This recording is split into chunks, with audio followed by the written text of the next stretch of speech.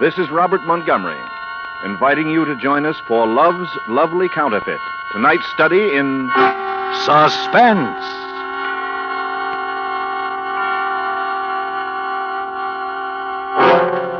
An hour of suspense. A full 60 minutes at this time. And with the distinguished actor-director, Mr. Robert Montgomery, as your host. Tonight, our star, in one of his rare radio appearances, Mr. James Cagney. Our author guest, Mr. James M. Cain.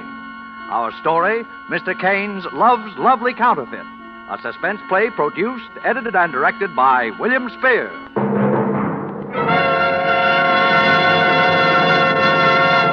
Mr. Montgomery. Funny thing about a gun. Nobody likes to have a gun pointed at him, and yet it gives you sort of a phony sense of power to hold one in your hand, to do the pointing. The gun itself is cold steel. Its message is written in hot lead, and the death it brings is cold again. I still don't know anyone who thinks a gun going off makes a pleasant sound.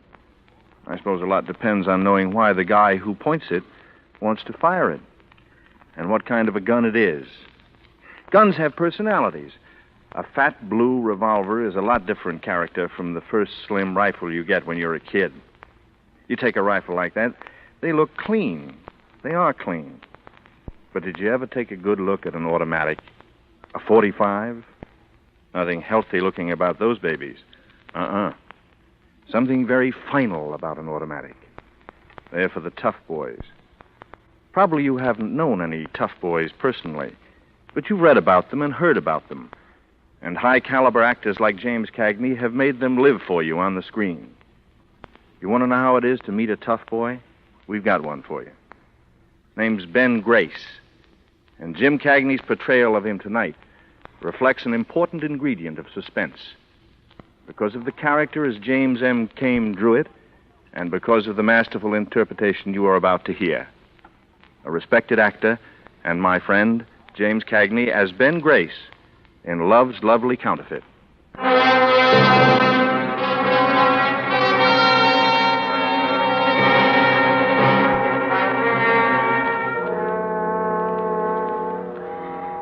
I'm writing this lying in a nice, clean bed with the sunlight coming in the window and nothing to do but look out at the people walking along the streets and the kids playing in the park. And any little thing I want, all I have to do is ask for it. To a lot of poor guys nowadays, that probably sounds like the softest spot in the world. But with me, there are a couple of slight disadvantages. I think you'll see what I mean. How I got here, and that begins when I went to work driving for Saul Casper. If you haven't been in Lake City, chances are you've never even heard of Saul Casper. But Saul is the kind of a boy who would have got plenty of headlines if he'd operated in a big city. He had the bookies, dope, gambling, everything.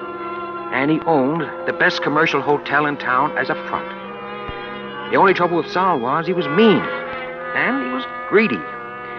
But I never had any real kick coming until that Friday morning last June that I'm going to tell you about. I'd gotten a call, and I went up to Saul's private office in the hotel. I knocked on the door, and in a minute the slot opened up, and it was Lefty Gauss, looking out through the slot to give me the once-over.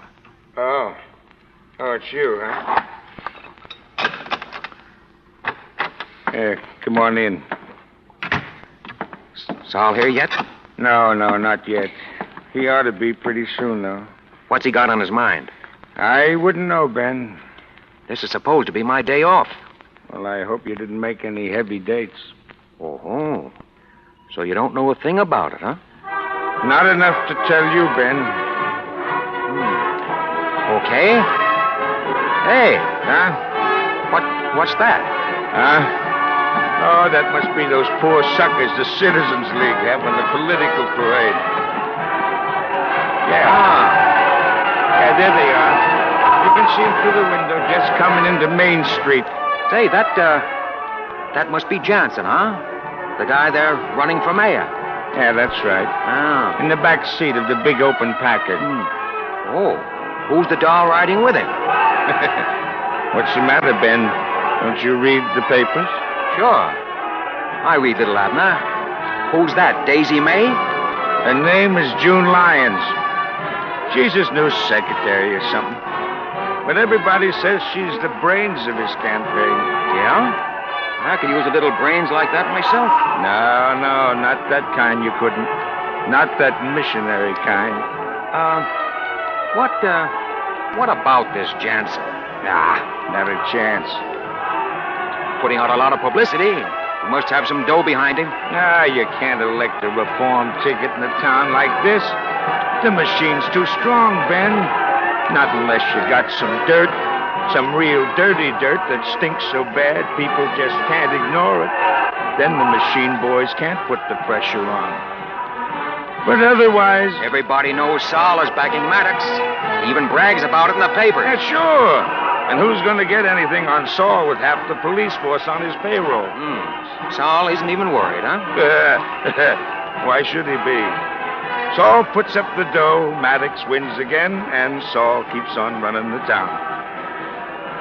Yeah.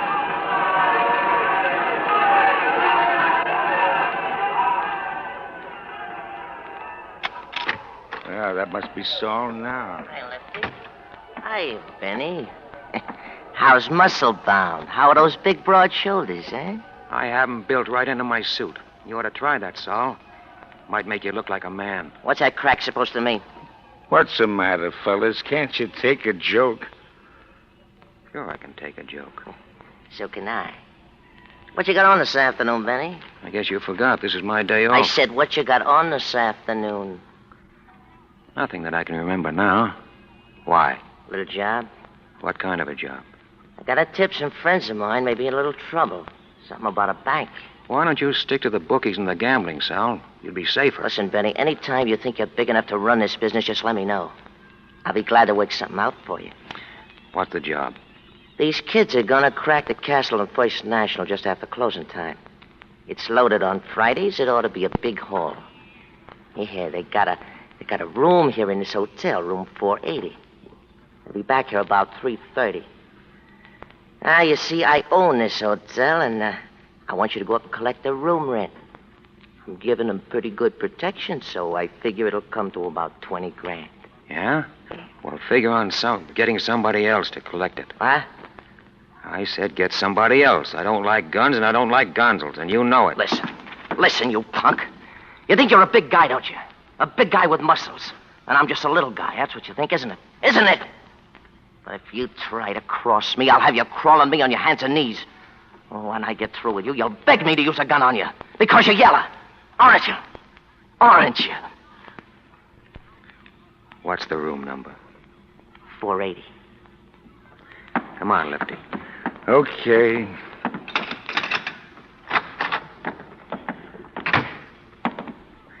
That was lousy. Skip it. You're gonna do it, though, aren't you? Sure. I'll see you up there, 3:15. By the way, what did you say that dame's name was? What dame? That dame with Jansen, that brains of the opposition. You mean June Lyons? Yeah, that's it. Now, wait a minute, Ben, wait a minute. You know that's poison. Why, if Saul even thought you had... You know, Lefty, Miss Lyons interests me in more ways than one.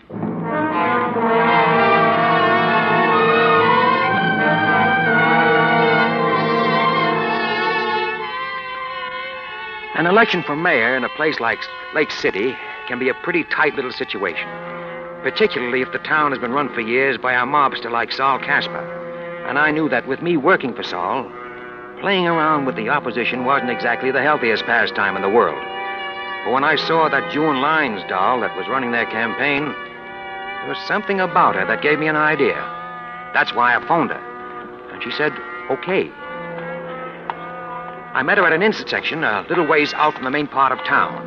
She described the car and given me the license number. And she drove up as though she had stopped for the light, just like I had told her. I got in, and the light changed. She drove on. For a minute, we just sat there, and nobody said anything. Then... The least I expected was a blue chin and a broken nose. You disappointed? A little. What's this hot tip you told me about over the phone? I don't have much time. What's the matter? You worried? Not particularly. You don't have to be. I'm not interested in you. Where are we going? Just keep driving around, but keep out of the main part of town. Is it as melodramatic as all that? Could be for me. Why do you want to see Jansen elected? I don't. Oh. Well, then why did... Suppose you let me ask the question. All right. I'll ask you the same one. Why are you working for Jansen? Oh. I'm just one of those crazy idealists, I guess. Just a missionary, huh? Well, Jansen may not be the best man in the world, but at least he isn't hooked up with a racketeer like Saul Casper. The way Maddox is. June. Oh, it's June now, is it? What's your name? Maybe I'll tell you that later, and maybe I won't. Listen, June. If you were one of those earnest kids who stand around on street corners handing out leaflets, I might believe you wanted to reform the world. But you're not. I know that you know that electing Jansen isn't going to reform the world or even reform Lake City. It just doesn't make that much a difference. Oh, well, it does to me. Let me out of the next corner, will you? Why? Because if you're like that, I don't know how to deal with you. And if you're lying, I don't trust you. But I'm not lying. I'll get out here. Wait a minute. What? Listen, it's partly that, but there is something else, too. Like what? If Jansen wins, of course I'll get a city job out of it, a good one. That's more like it. Yeah, but I want to explain why I want it. You don't have to explain anything. But I want to. I'm a lawyer. At least I've got a degree from law school, and I want to be a good lawyer. If you start out on your own, it can take years, but with the right job at City Hall, you can build up a practice in no time. The other's partly true, but this is... This is about 90% of it. Okay, as long as it's the dough you're thinking about, we can do business. It isn't just money. Yeah, I know. Now listen. If I give some dirt on Saul Casper, that will send him up for 10 years or so, Jansen wins. Right? Well, if you can prove it. You're going to prove it. 3 punks from Chicago are sticking up the Castleton First National Bank at about 3 this afternoon. Saul Casper is hiding them out at his hotel, room 480. If there's any shooting at the bank and anybody gets killed, it'll be that much better. You'll have him for accessory to murder. Have your people there at 4 o'clock. I'll take care of the rest. You must have been to college, too. What? To think up one like that. In the first place, who's going to arrest Saul Casper in Lake City? The second place, if we come out with this and it can't be proved, it's criminal libel. And that's all Jansen needs to really lose. So, what do you think? I think you're working for Maddox and Casper. That could be. But at least, I know my law. What law? The Castleton Bank is insured by the government. That makes the stick-up a federal rap. If you want the number of the FBI, I'll give it to you. Oh? As for the second place, have you ever heard of a guy named Ben Grace? Ben Grace? He's one of Saul Casper's gang, isn't he? That's right. Here's my driver's license with a picture on it. Yeah. Not a very good one, but there is a resemblance. The name is Bennett J. Grace. Oh. You can turn left here. All right. Does that make any difference? What? That I work for Saul Casper? No, it doesn't. Well, it should. Because A, I've put myself on the spot giving you this, but plenty. And B, I'm not a guy who's in a very good position to go around giving phony tips to the FBI. You can pull up right here. Where is this? This is where I live. Oh. Anything else? Yes. Just why are you doing this? Because I just decided that Solly Casper's an old meanie. And I don't like him. Is that enough? If you say so. Room 480 at 4 o'clock. Ben. Yeah? Will I see you afterwards? Don't worry, baby. You'll see me.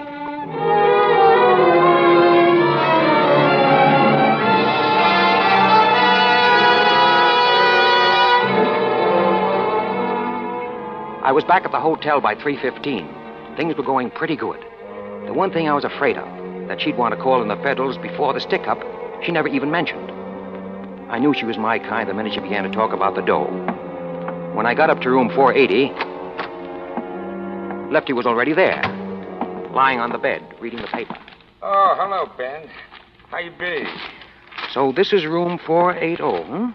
Looks just like room 481. How are you, Lefty? Oh, okay. Sit down. Want a bottle of beer? Nope. You didn't take it too hard what Solly said, did you? Can't say I liked it.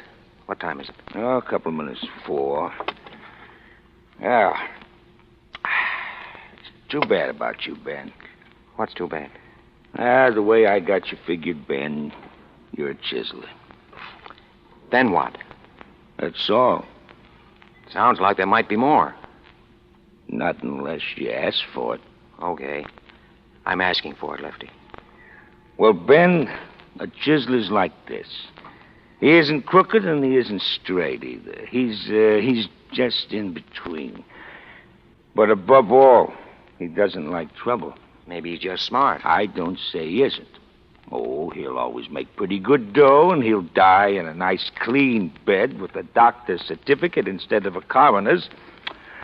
But he'll never be a big operator. No? No. A big operator, he runs it or he doesn't operate. And that means he doesn't mind a little trouble once in a while. I guess that's right.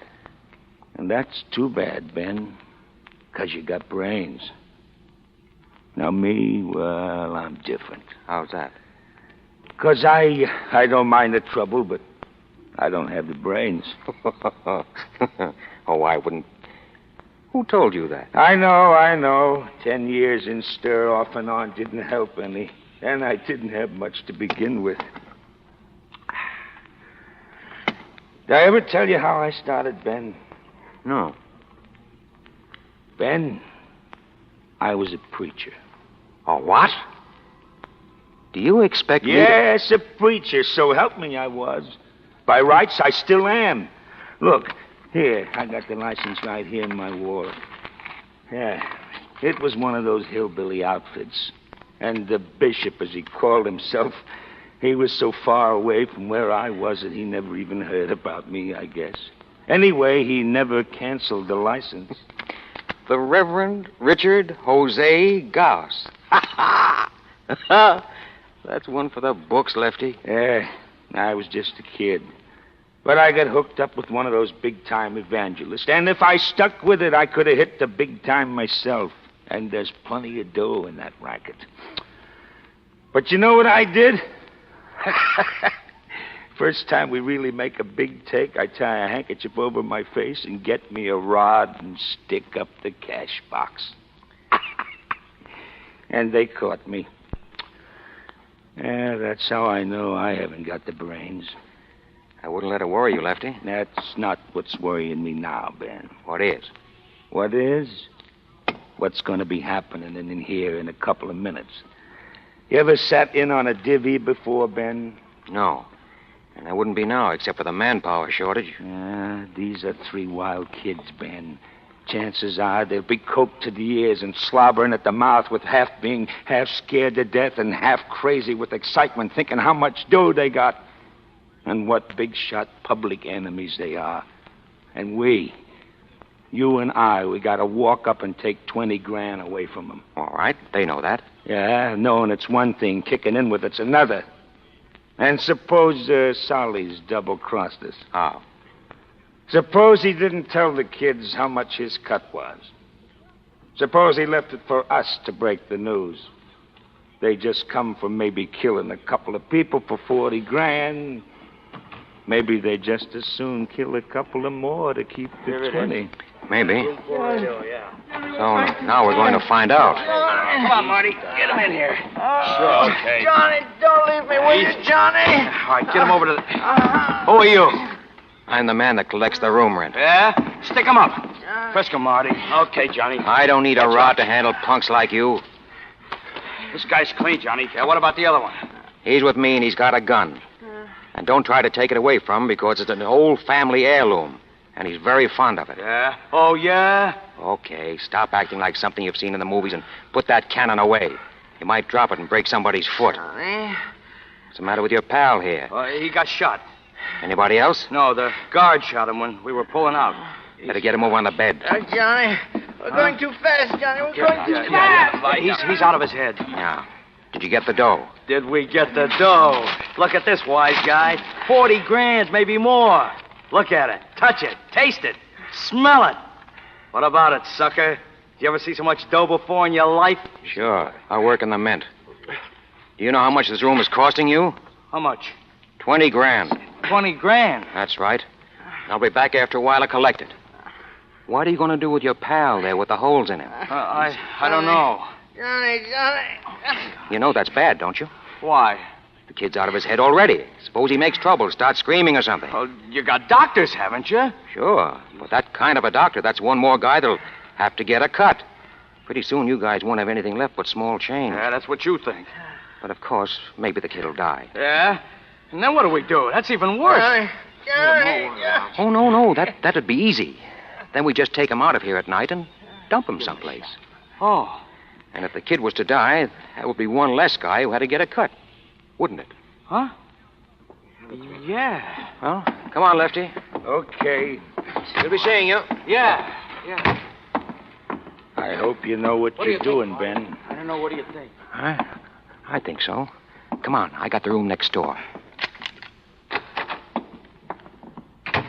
You know you're just as good as signed that kid's death warrant, don't you?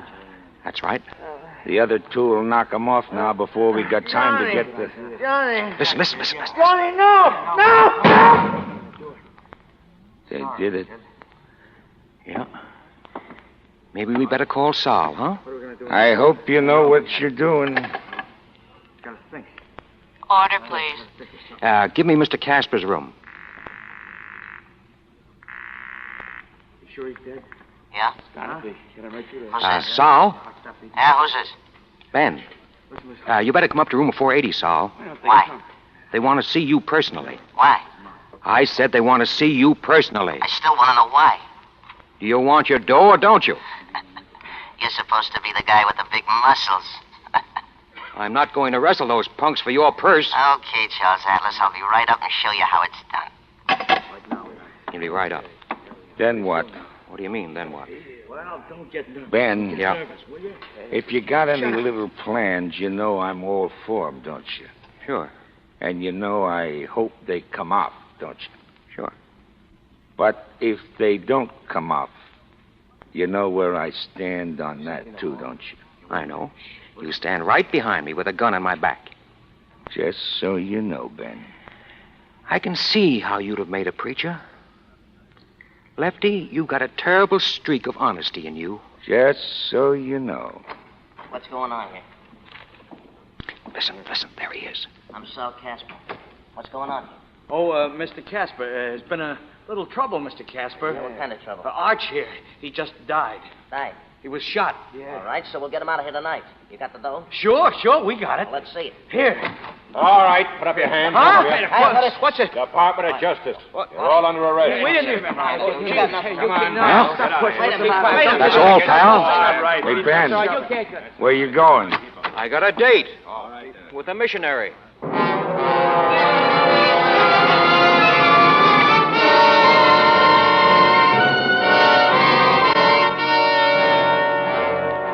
In tonight's full hour of suspense, James Cagney is our star. Mr. Cagney appears as Ben Grace, with Kathy Lewis as June Lyons and Wally Mayer as Lefty Gauss, in William Spears' production of Love's Lovely Counterfeit, tonight's study in suspense.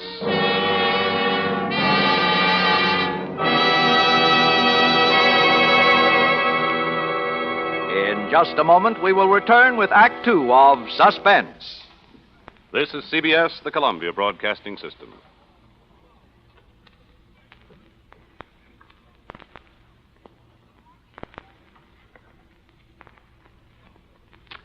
This is Robert Montgomery again. When such incompatible words as lovely and counterfeit found themselves together in the title of tonight's story by James Cain, they said a lot, not only about the story, but about the man, Ben Grace, as well. Elements of both words crowded through him. On the one side, for example, was his dislike for meanness and greed, and on the other side, something forged, fictitious, false. That was a smooth operation he pulled, and he was going to get even smoother as he went along. But it never got Ben Grace anything but trouble, because the smoother he got, the further he got away from the true Ben Grace. A real lost guy, trying to find north. And maybe for him, June Lyons could be north. But Ben wouldn't stop long enough to take a reading. As James Cain described them in the novel, whatever it was June needed in life, Ben had it for her. And when she was with him and she acted with that complete abandon of a novice having her first drink, constantly he watched her. He studied her, as though he were trying to make up his mind about something, or to figure out something into which she definitely fitted. And then he began to really look at her. It was the first time he had really studied this girl who had started such a chain of circumstances in his life, and he looked with lively interest. It was all the more lively since he was unable to connect this face with all that he had learned about its owner. It was, in anybody's contest, an extremely beautiful face. It was perfectly chiseled, in profile at least, its slightly droopy lines reminding him of pictures he had seen of ancient sculpture. There was some exquisite invitation about the mouth. It pursed a little with an expression of expectancy. The skin was soft, with just a brush of bloom on it. The figure was lovely, too. Not too tall, but slender, soft, and willowy. He had the dizzy, half-nauseated feeling of a man who has been rocked to his heels by a woman, and knows it. And so continues the history of Ben Grace in James M. Cain's Love's Lovely Counterfeit, played out for us by James Cagney in a narrative well calculated to keep you in suspense.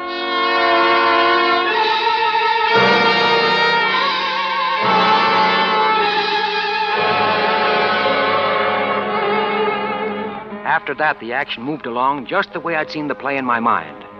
Sal might have had a 6-2 and even chance beating the rap of having the tea-loaded kids in the hotel. But when the guns were checked against the wounds in the stiff, the beef was murder. And that was one beef Sal couldn't square. Jansen walked into the city hall on a red plush carpet, and June, she got the job she was after. Jansen's first day in the driver's seat was celebrated with a cocktail party at June's house. All the loyal party workers were invited to receive the thanks of His Honor. I called June on the phone when I heard about it. She hammed and pawed around a little, and then she finally asked me if I'd like to come. Didn't seem too anxious, but I wasn't going to miss this chance to meet the mayor. She told me I could bring a friend if I liked. I said I would. I suddenly realized that I didn't have any friends. I brought Lefty. It was a corny house, a depressing pile of wood and stucco with 4 tired walls leaning in against the sagging roof for support. June was nervous when she saw me. I introduced her to Lefty. Well, how do you do? I'm glad you could come. How you been? Yeah, nice house. Thank you. You know everyone here, Ben? Everyone I want to know. Well, there's a bar in the alcove right over there. You got any beer? All you can drink, Mr. Goss. You want to make book? Ben, you'll excuse me while I speak. Oh, sure. You just go right ahead and host us like crazy. I'll just drift around. Thank you, Ben. I'll see you later. Class, Ben. Real class. Educated, too. That she is, Lefty. That she is. Well, how about the suds, Benny? Then we'll go pay our respects to His Honor. How do you do? I'm Mrs. Lyons, June's aunt. How do you do, Mrs. Lyons? My name is Grace. This is Mr. Gauss. I'm so glad you're here, Mr. My name is Gauss, Lefty Gauss. Oh, I'm sorry. I don't hear very well. Oh, excuse me. You'll find me in the suds, Ben. Excuse me. Have you met Mr. Jansen yet? No, I'm looking forward to that. Oh, he's a wonderful man. Just a wonderful man. Nice and settled and with a wonderful future.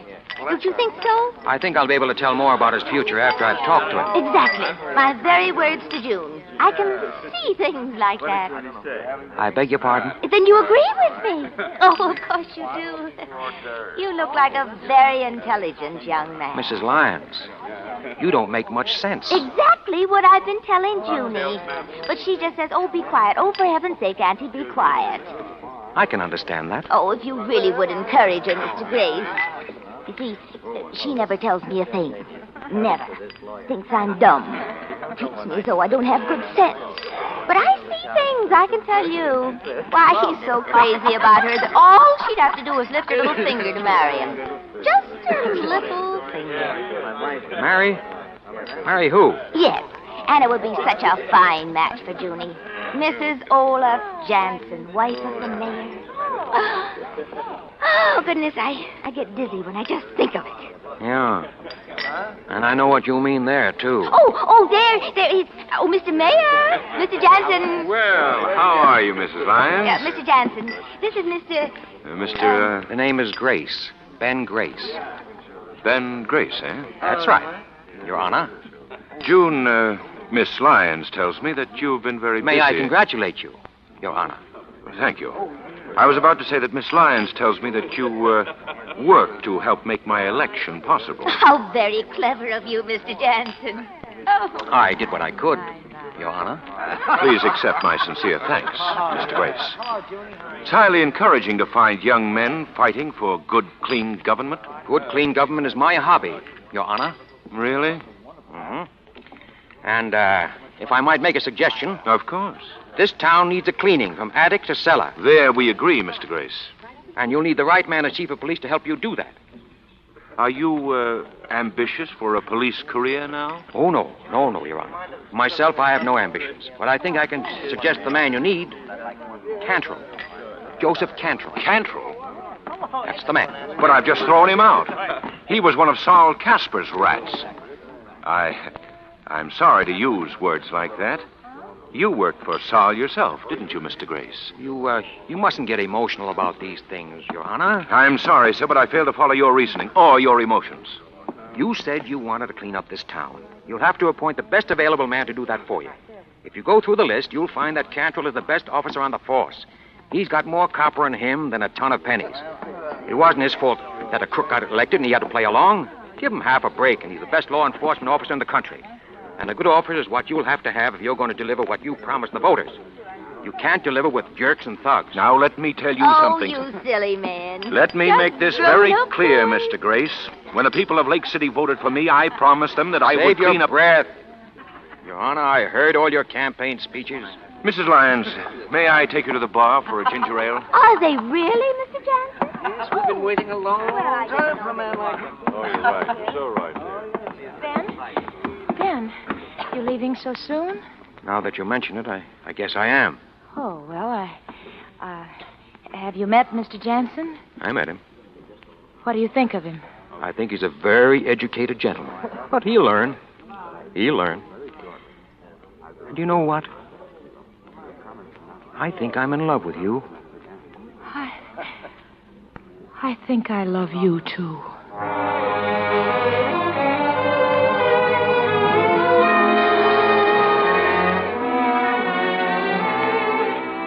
For the next couple of weeks, while Casper was waiting trial, I let everything coast. Everything, that is, but June. There I kept the motor running. And finally the night arrived when it was time for me to step on the gas.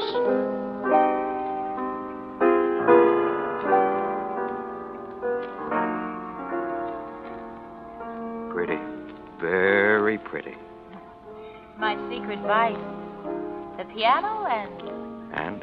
you. Less keys to punch on me. Less keys, but more music.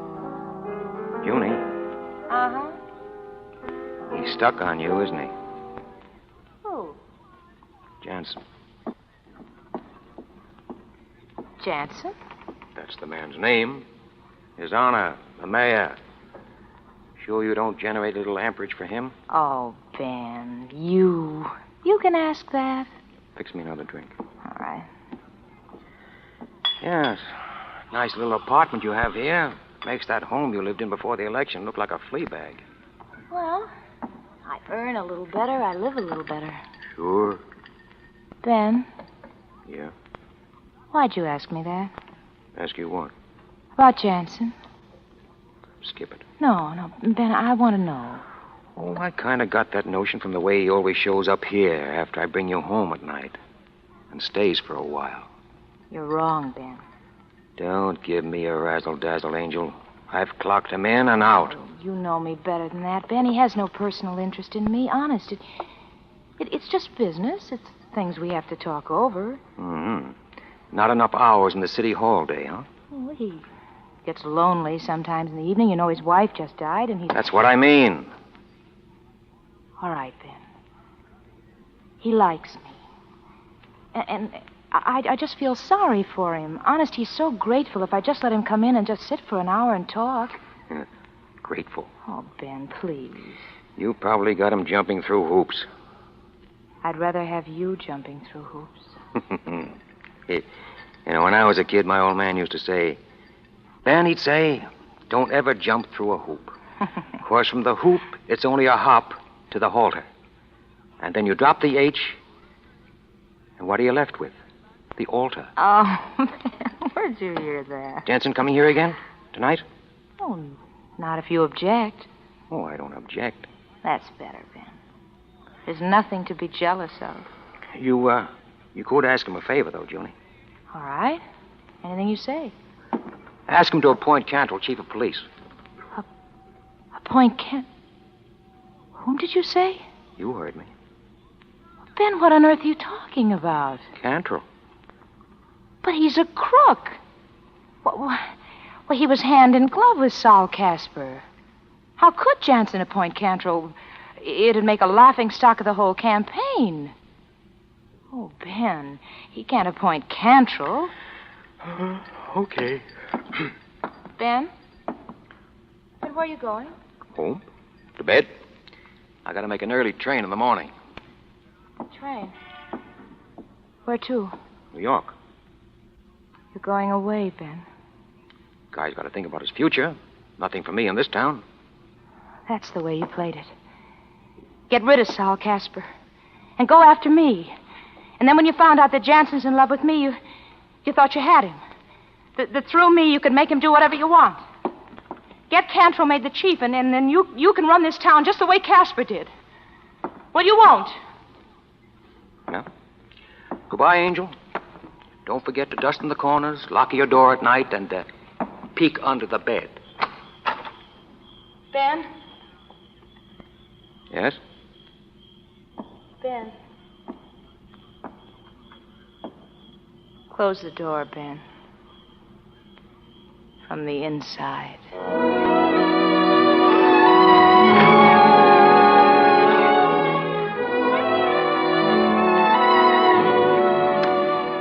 It was a question of who would break first, June or Ben Grace.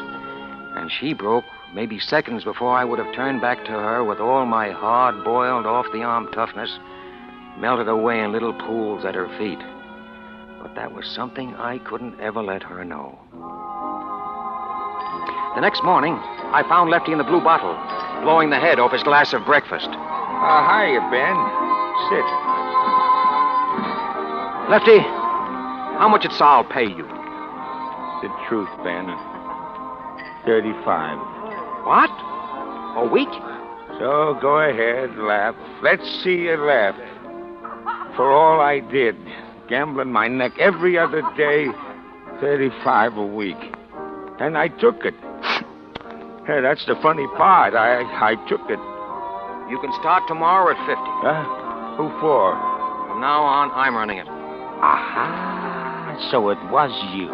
All the way down the line, you were the tipster. So what? Nothing, Ben, nothing. What is it, Lefty? What is it? Only this, Benny. You see, I call you Benny. That's 'cause I like you. Yeah, I like you. And that's maybe why your great success makes me a little sad.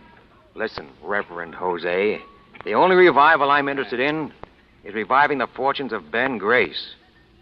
You got anything else to say? Not a thing. I got not a word to say. Pals? 2 beers, Ben. And they're on you.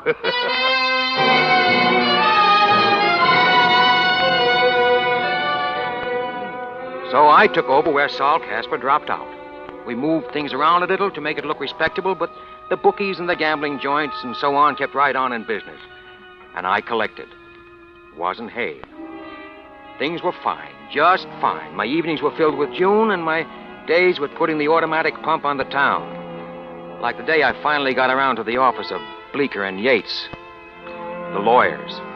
Oliver Bleeker had been elected district attorney along with Jansen, so it was Mr. Yates, the junior partner, that I wanted to see. And what do you want with me? You know anything about pinball, Mr. Yates? Why, I've played the machines once in a while, I guess. No, I mean the hookup. Well, not exactly. You reform guys.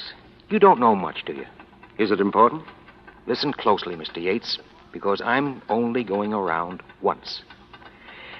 There are 5,000 pinball machines in Lake City, and they're owned by a few hundred scrimey jerks. You know what those machines take in a month? More than $100,000. I beg your pardon? That's what I said, $100,000. They're still going strong, but what happens to them in the very near future depends on your partner, Mr. Bleeker, the new DA. But I can't tell you what he's going to do. Well, I've got a flash for you. I say that as far as Lake City is concerned, pinball is finished. Why? Because it's gambling, and it's wrong. But to the extent that it's a game of skill, it's good, clean recreation. And that's not against the law. I'm going to bring a new kind of machine into Lake City, if, as, and when the old ones are tossed out. But this much I've got to know before I bring 5,000 machines in. Will mine be legal? No gambling, no payoff, only a certificate if you make a home run. Now, you know Bleeker, and you can put a certain legal question to him. No? Well, now, the next thing is to protect the interests of the little storekeepers who use my machines. I'm going to organize an association. The association will need an attorney. The attorney will get a very respectable retainer by the year. Yeah. Those machines will do $100,000 a month, and I want you to be the lawyer for the association. Well, there's a little question of ethics here. I figure the attorney should get 5% of the take. You see, Mister, I'm Bleeker's partner. Maybe even as much as 10%. But you see, the ethics of the situation. Well, if you're busy studying ethics, maybe you wouldn't have time to handle this job, Mr. Yates. No hard feelings. I'll just look for another man. No, just a minute. I would like to think it over a bit. Sure. Perhaps to talk to Mr. Bleeker about it, see what he thinks of the propriety of my accepting such a... No, I get it. Well, shall we meet again, say next week? Next week is fine.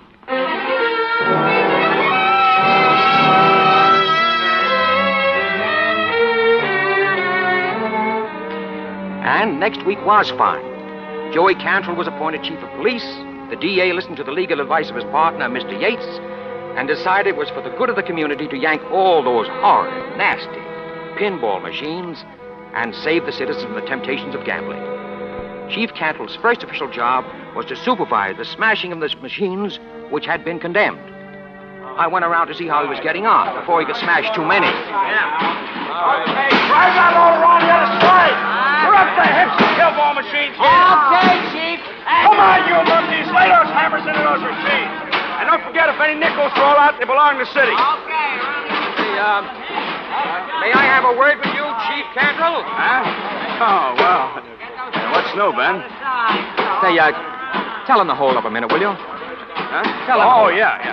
Hey, you guys, quit it, will you? Hold up there, will you? There's too much noise. Come on, hold up the condemnation of those machines a minute. Okay. Joe, you ever been abroad? No. Neither have I. But I have been to Mexico. Mexico? South of the Rio Grande. Juarez, across the river from El Paso. Well, when I came back, I thought I'd bring in some perfume. Yeah. So what? So, this. On some of that perfume, they got a rule that the customs officer has to destroy the label before it's brought in. You got that? Still listening. You know how he destroyed it? No, but I'm dying to hear. He drew a blue pencil across it.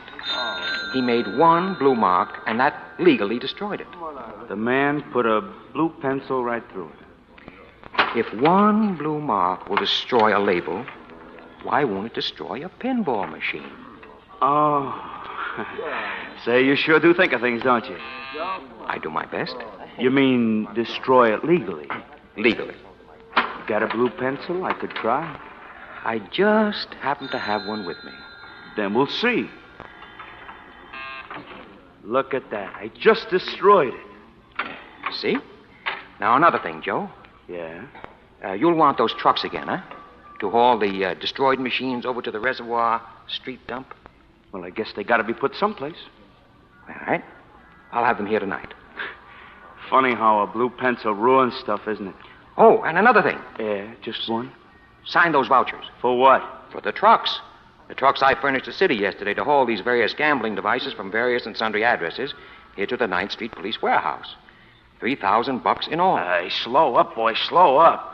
Costs money to clean up a town, Joe. Okay, but don't run a good thing to death. It's the people's will. Huh? You forgot that mandate to cleanliness. Sign.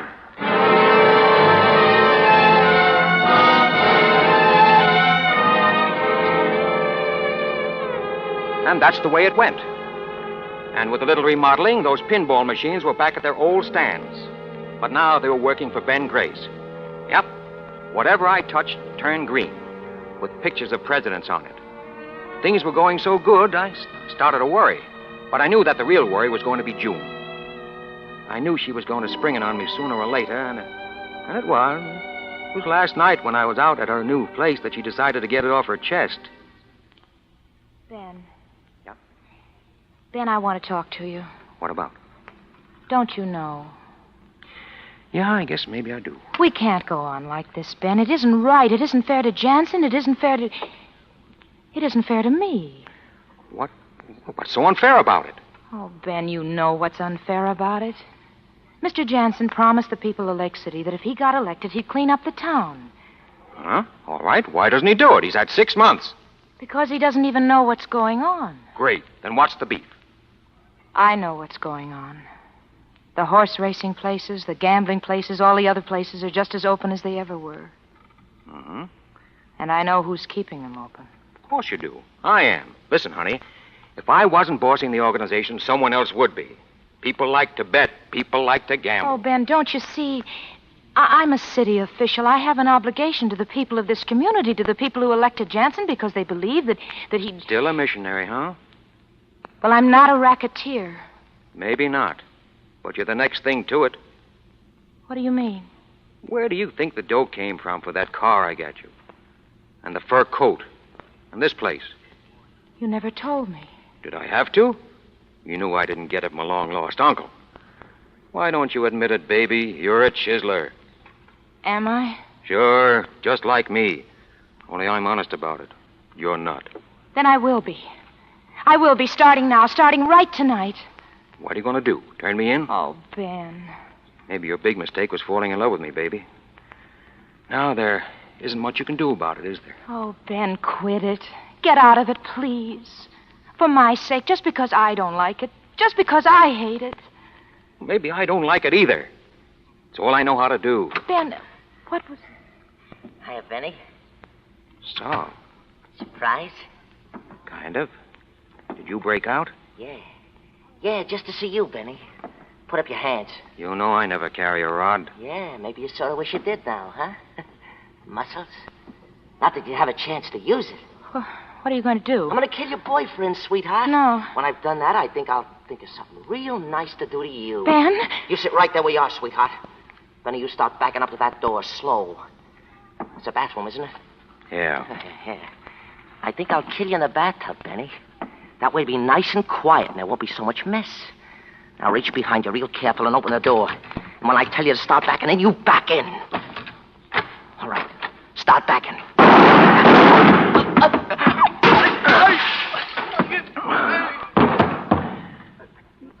June. Is he dead? Yeah. Since when have you been carrying a gun? Just lately. Ben, are you all right?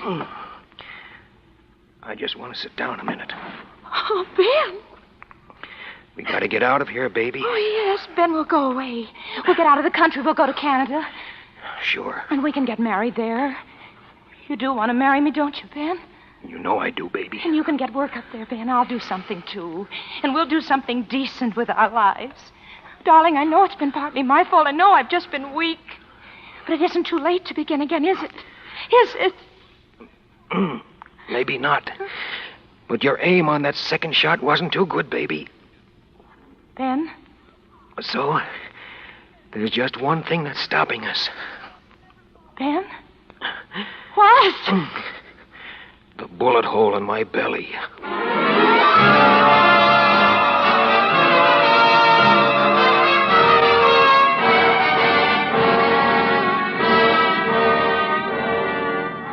So that's how I came to wake up in this nice, clean bed with nothing to do but look out the window at the kids playing in the park. It's a hospital. And there was a big cop here with me, with his chair tilted up against the wall, reading the paper. Hey, Flatfoot. Why, hello, Big Shot. You've been in the land of Nod, haven't you? What are you doing here? Reading the funny papers? Can't you tell? Why can't you read them at home? Because there's been a little thing that we policemen call murder, Big Shot. And you're what we call a material witness. Where's June? June Lyons. She's in a nice, cozy cell, Big Shot. When she comes to trial, your statement will probably send her up for 5 or 10 years to another nice, cozy cell. What statement? Oh, you'll talk. Yeah? You know what you got, Big Shot? Mm-hmm. I got ventilated with a lead slug. But that's not all, Big Shot. You got peritonitis. I have. So what? So, I've seen guys with peritonitis before. You know what happens? First, they start getting a fever. Then they get kind of lightheaded. Then they get thirsty. Terribly thirsty. And after a while, they get so you can make them talk without they hardly know that they're talking. Oh, you'll talk all right. You think so? I know so. Get Chief Cantrell on the phone. Chief Cantrell ain't chief anymore as a result of these unfortunate series of events. Seems Mayor Jansen began to wonder about him. Where's Lefty Gauss? You mean your faithful servant? Right outside. Can I talk to him? Alone? Sure. Why not?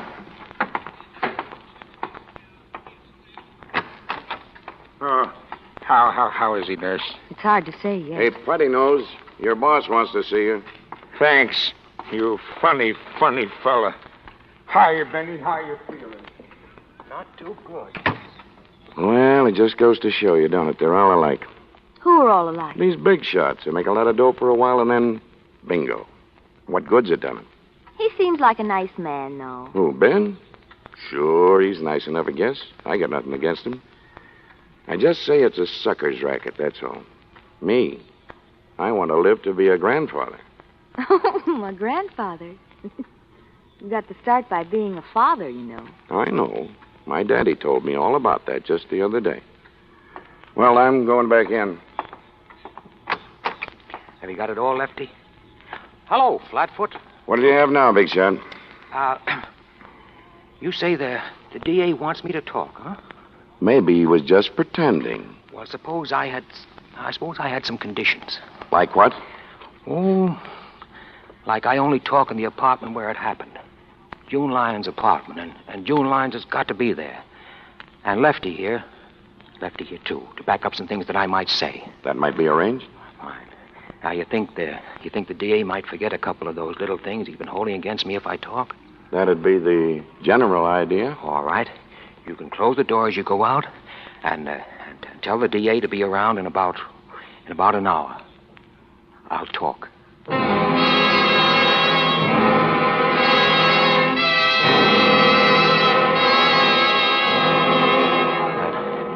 That cop was right. I'm beginning to feel a little wacky already. But the DA said he'd do it. They're going to take me out there in an ambulance tonight. If June only catches on. But she's smart. She's a lawyer. This may be the last chance I'll have to write.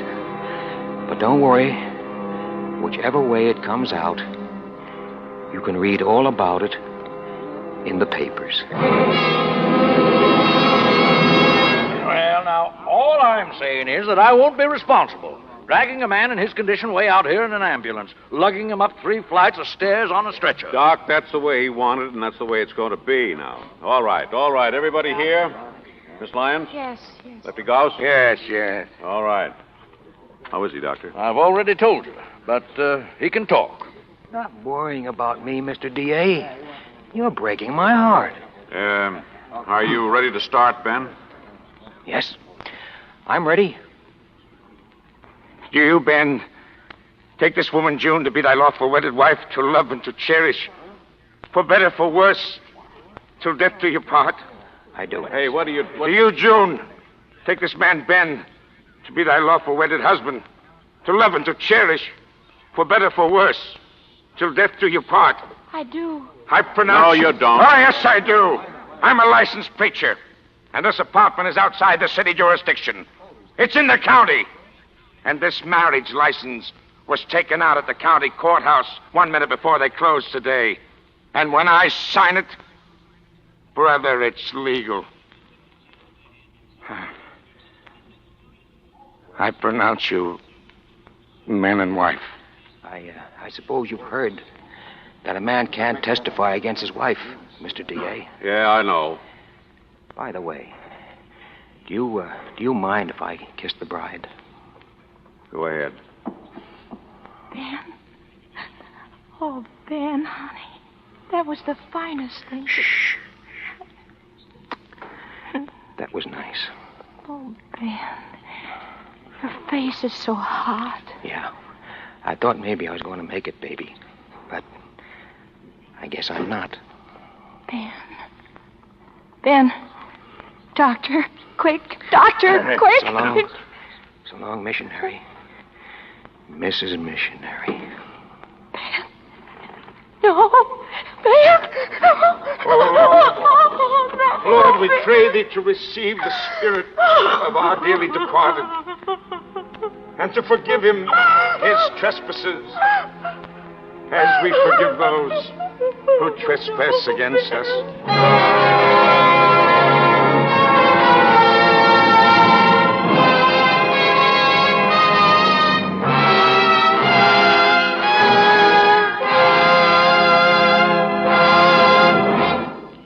Suspense. Mr. Montgomery.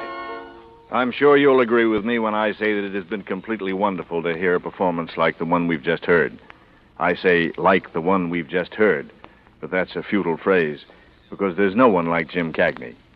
For the benefit of latecomers, our star tonight on Suspense was the one and only Mr. Cagney. Our deepest appreciation, Jim. Thank you, Bob. It's a great part.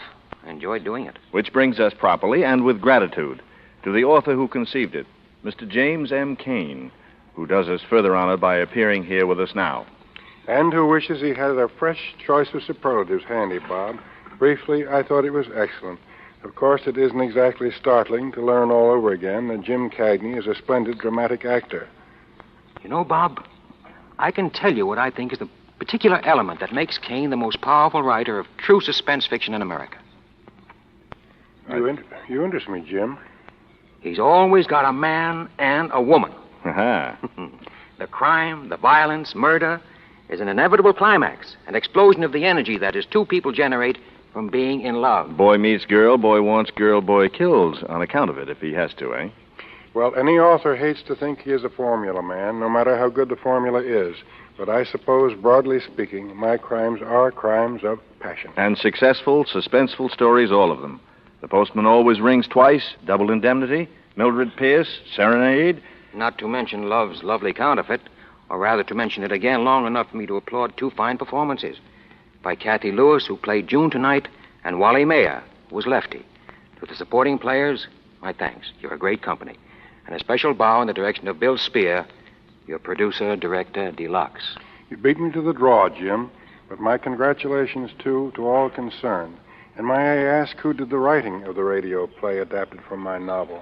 Two of radio's finest writers, Robert Richards and Jason James. I think the adaptation was excellent.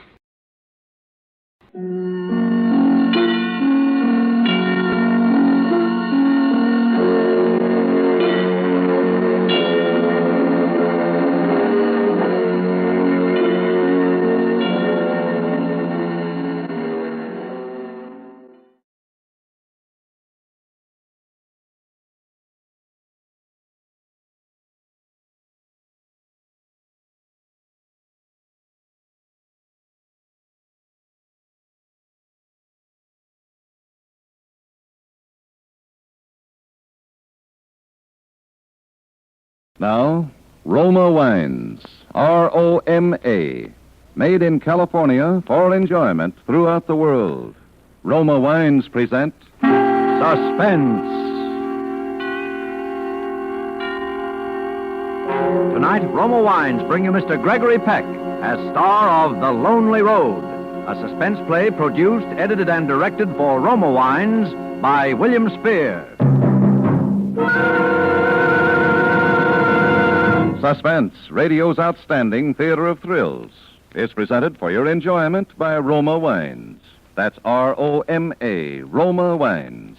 Those excellent California wines that can add so much pleasantness to the way you live, to your happiness in entertaining guests, to your enjoyment of everyday meals. Yes, right now a glassful would be very pleasant, as Roma Wines bring you Gregory Peck in a remarkable tale of suspense.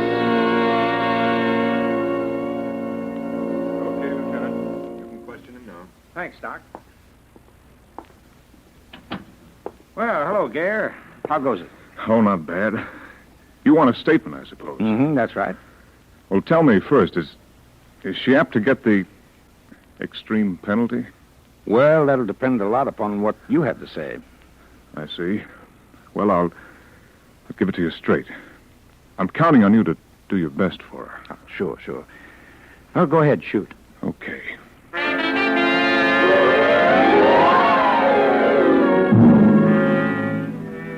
The first time I saw Jenny, she was coming along the road carrying a suitcase. I knew she was headed for our place because it's the only house for miles around there. I was trimming the hedge, and I'd got as far as the rear gate when she reached it. I waited for her to speak. Is this the Gare place? That's right. What can I do for you? You had an ad in the paper for a girl to do general housework. Oh, yes, of course. Well, come along into the house. My wife will want to have a talk with you. This is a beautiful place you've got here, Mr. Gare. But it's certainly hard to get to. You've walked from the highway? Yeah. Must have been almost 5 miles. The sun is something fierce. I almost gave up. Don't any buses run along here? No, we're pretty isolated. If when there's help in the house, I always manage to give them a lift into town. That makes it nice, Mr. Gare. What's your name? Jenny. Jenny what? Jenny'll do. All right, Jenny, in here, please. And Mrs. Gare's a trifle hard of hearing, so you'll have to speak up a bit. Oh, Helen, this is Jenny. She's come in answer to our advertisement. Oh, yes. I'm very glad to see you, Jenny. Won't you sit down?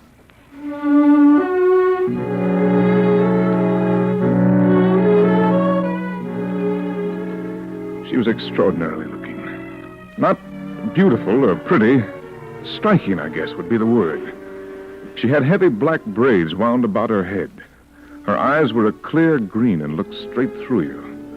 And she was lean and powerful, like a young animal, a leopard or a panther or something. Well, my wife engaged Jenny. That night she cooked an excellent dinner and served it well. She had on a purple skirt and a cerise, I guess you'd call it, blouse, and I could see Helen eye it with disfavor. Every time the girl came close to me, I could feel the strength of her. And those green eyes watched us as if she was sizing us up. We took our coffee and cigarettes out on the veranda after dinner. You can look right over the orange grove to the hills. It's nice. Steve, what do you think about Jenny? Oh, well, it's a little early to judge. Seems capable enough. That was a darn good dinner, if you ask me. Maybe we're in luck, darling. Maybe. What is she, do you think? Mexican? No, I'd say Slavic with that build and shape of face. A little more coffee, Helen. Half a cup. You're probably right. There's a sort of, gypsy arrogance, boldness about her that makes me uneasy, as if I'd have something to cope with.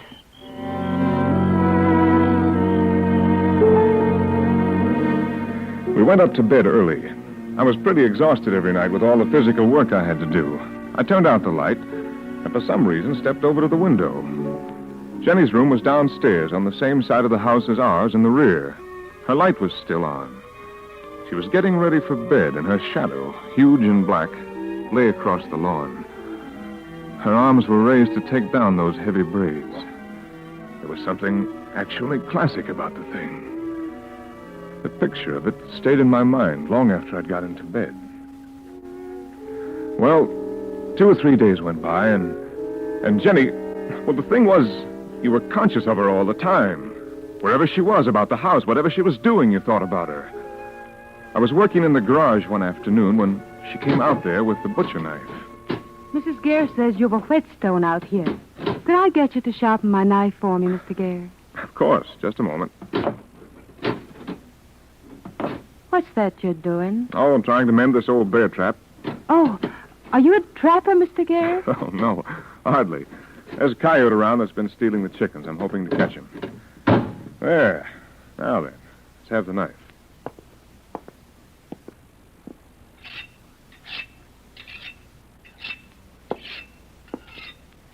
What do you do, Mr. Gare? Well, Jenny, Mrs. Gare was a concert pianist at the time of our marriage. I was a manager. Now I take care of her properties. Holdings, investments, you know. You mean you sign things for her, like checks and papers and things? Power of attorney, yes, that's part of it. Pretty soft for you. Huh, Mr. Gare? Oh, on the contrary, it's quite a job. Keeps me busy. I still say you've got a pretty setup. And she didn't get such a bad deal herself. She's crazy in love with you. Anybody can see that. Why not? You're good looking, Mr. Gare. And young. You must be at least 12 years younger than she is. Now, here's your knife, Jenny. Careful now. It's like a razor. Thanks a lot. That's the way I want it. I can't stand a dull knife. So, I'll probably bother you often.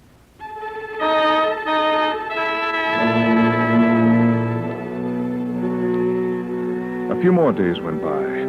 I finished my trap and set it out near the chicken run, hoping I'd catch my thief. And one night after dinner, we were in the living room.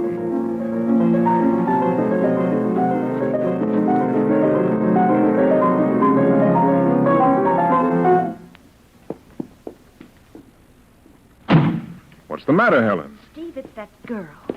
She was standing there in the dining room door listening. Jenny? Well, she probably likes music. What's the harm? Oh, it isn't that. She's always listening and watching.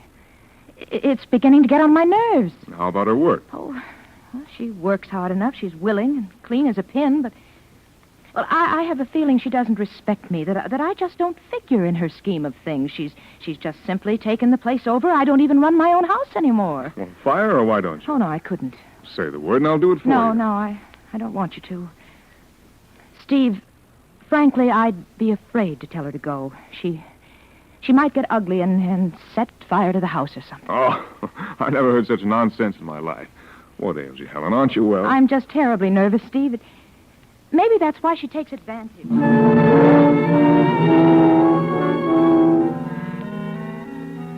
Well, that settled that.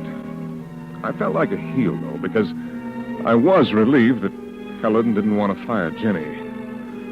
I was obliged to admit to myself that the girl was getting under my skin. Any little service she had to perform for me, she made very special, standing as close as she dared. I could feel the magnetism of that strong, perfect body.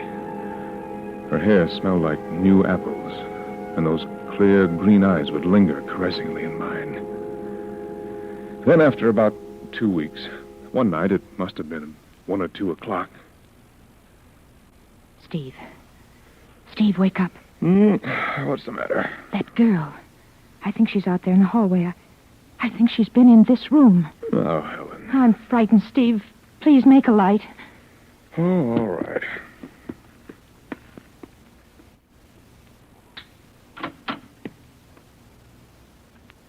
No one around. Helen, you must have been dreaming, dear. Oh, perhaps I was.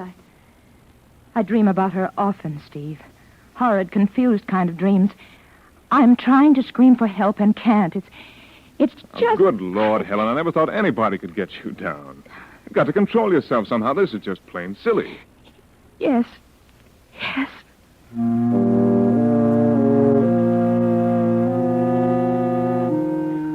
turned out the light and got back into bed.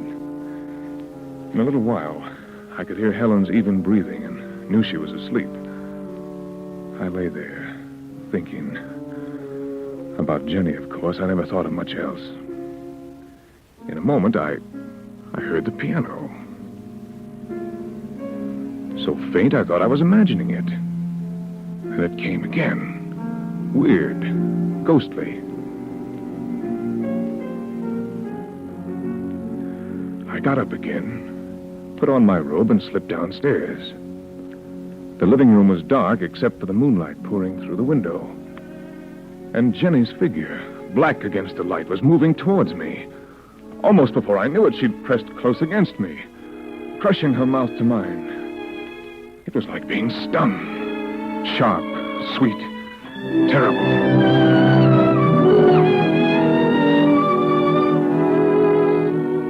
Jenny, what is this? Don't kid me. You knew this was coming, that it had to come, that nothing could keep us apart. Now everything's going to be all right.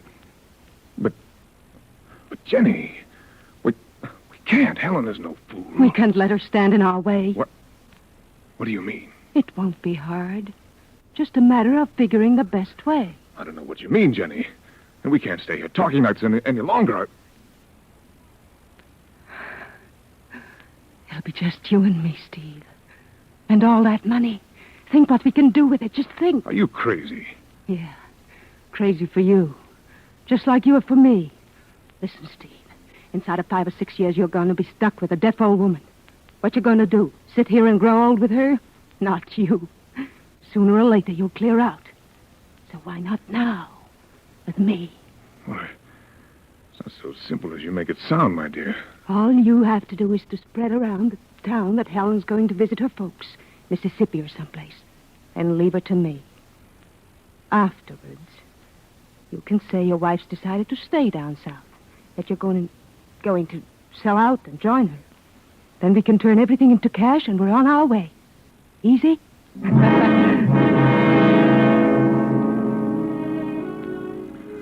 The next few days I worked outside till my hands bled and my whole body shrieked with pain. To keep from thinking, I began having nightmares. I'd wake up in a cold sweat and lie there longing for daylight, swearing that as soon as morning came, I'd throw that girl out of the house. But she'd brush against me or touch my hand, and I'd be wild for her again. I guess I knew then that sooner or later I'd agree to nearly anything she asked.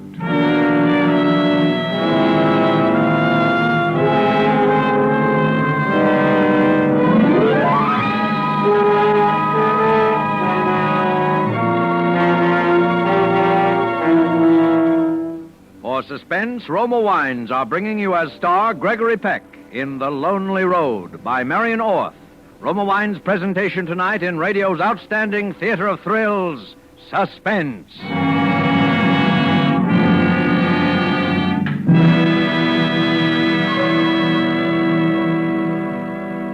Between the acts of Suspense, this is Truman Bradley for Roma Wines.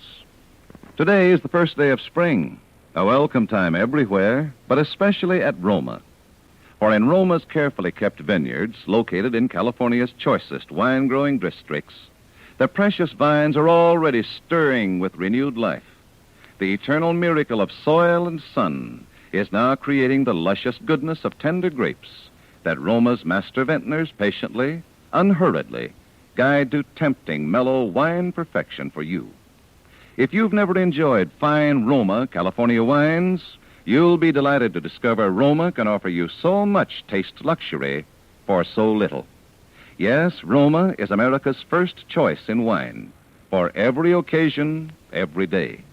Yet, you can enjoy fine Roma wine for just pennies a glass, about the cost of a soft drink. And all Roma wines are bottled at the winery to bring you sealed-in, unvarying goodness always. So, for praise-winning hospitality, or for happy family evenings at home, serve Roma Sherry, Port, Muscatel, or Tokay. Insist on Roma, R-O-M-A, Roma wines. Discover why more Americans enjoy Roma than any other wine. And now Roma Wines bring back to our Hollywood soundstage Gregory Peck, who as Stephen Gare in The Lonely Road continues a narrative well calculated to keep you in suspense.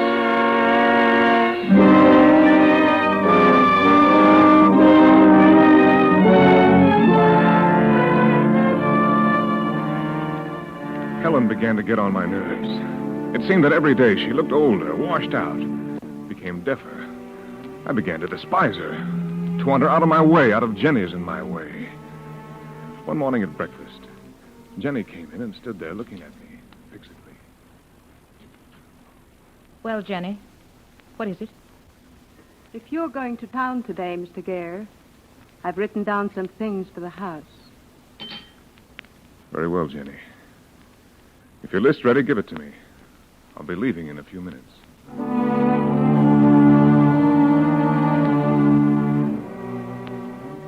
I knew what she meant. She was getting impatient. A reply, which she waited for with those green eyes fixed on mine, was virtually a consent to her plan. As for me, I wasn't sure what I meant to do, but I thought it would do no harm, at least, to set the ball rolling. In town, I dropped into the garage and asked the mechanic to look the car over.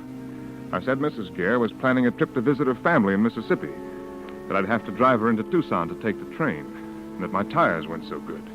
After that, I stopped at the realty office. Really, Mr. Gare, you're thinking of selling that beautiful place of yours? Oh, it's just a possibility. I don't want any prospective buyers about the places yet, but my wife is planning a trip south, and I may follow her and remain there permanently. Help such a problem. A place of ours takes a lot of handling. A fellow gets fed up after a while. Well, there'd be no difficulty disposing of the property, Mr. Gare. Well, just let me know when you're ready, and meanwhile, I won't bother you with people coming.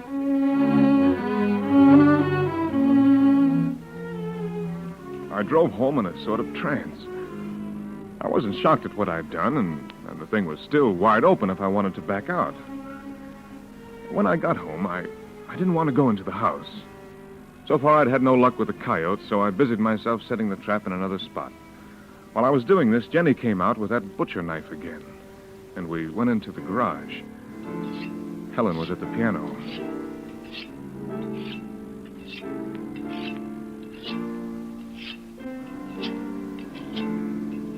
Did you do what I told you to see?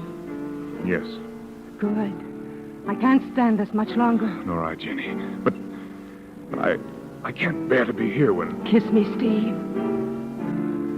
Don't worry. It'll be when you're out of the house. She didn't say any more, just looked at me with a twisted little smile. I gave her the sharpened knife, and she kissed me and went into the house. At dinner that night, Helen said... I had words with Jenny today, Steve. I can't have her around any longer. You can fire her tonight if you will. What? Oh, no, my dear. I offered to do it once, and you wouldn't let me. Now you'll just have to do it yourself. Steve, I'm afraid of her terribly. Why, has she been ugly, threatening? Oh, don't shout so, Steve. I'm not as deaf as all that. And she'll hear you. No, she hasn't threatened me, nothing like that. There's just something about her that fills me with horror.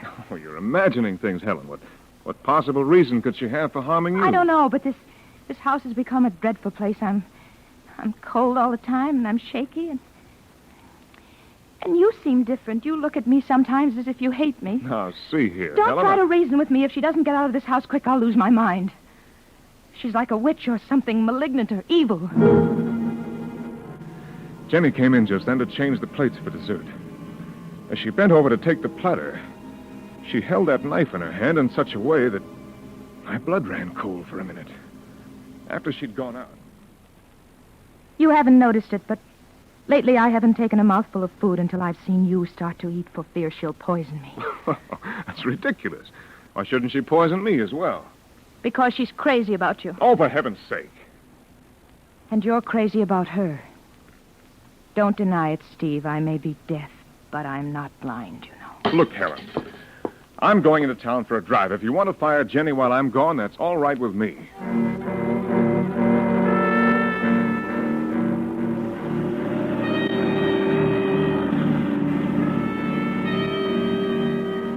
I tried not to dwell on the immediate events, but to think about the time when I'd be free, to go away with Jenny.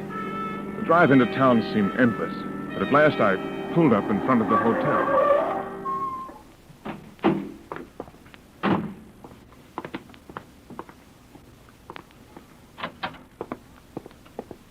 Hey, evening, Mr. Gare. Come for the papers? Yes, and a cigar, maybe, Fred. I looked around the little lobby. There wasn't a soul in there that I knew. I watched the people. One minute feeling sorry for them because their lives were so drab. The next envying them because they were so secure, simple.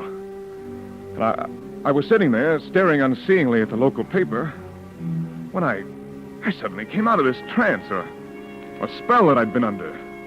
The shock of realization was frightful. I didn't want anything to happen to Helen.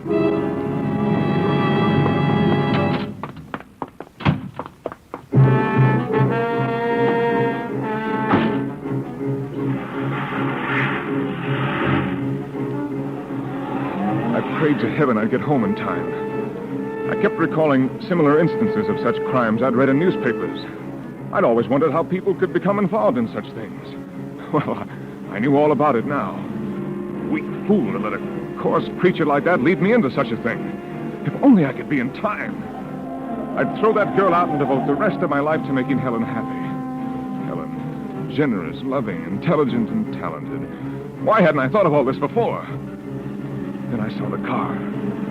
It was parked at the side of the highway right at my turnoff. I knew it was a police car. I cursed to myself and prayed. Don't let them take long. I've got to be in time for Helen. Please. An officer stepped out into the road and waved his flash. Please, I said to myself. Please.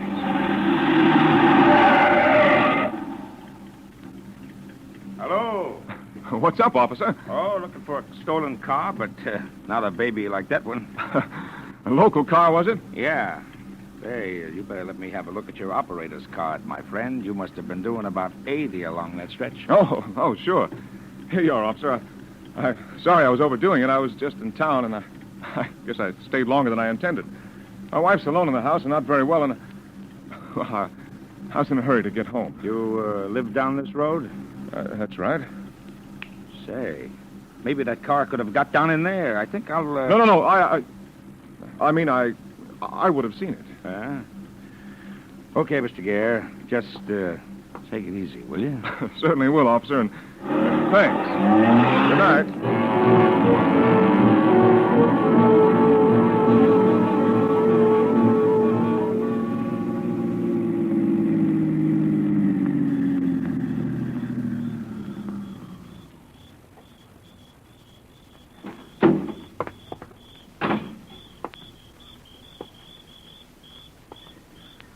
I didn't know what to do.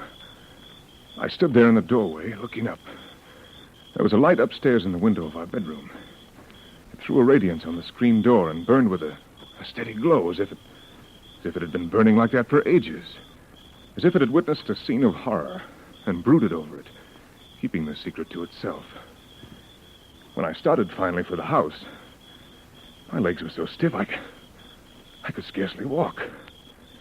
I stayed off the gravel, walking on the grass, and went in the back door.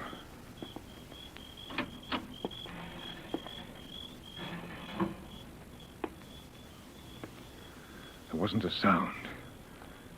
I tiptoed through the kitchen, through the dining room, across the hall. Then I could see the light from that lamp spilling down the stairway at the far end of the dark living room. My heart thumped so loud I could hear it. I wanted to call out, but I didn't dare. Whom would I call? Perhaps everything was all right. Perhaps Helen was up there in bed. How I prayed she was. I hesitated on the threshold, thought of glancing into Jenny's room, but that would have looked queer if nothing had happened. I stepped over the threshold. Ah! It was that trap, that bear trap. Somebody had placed it there, ready for me. Who? The pain was excruciating. I wrenched and pulled at the thing. Helen! Jenny, somebody! Come and give me a hand. Oh!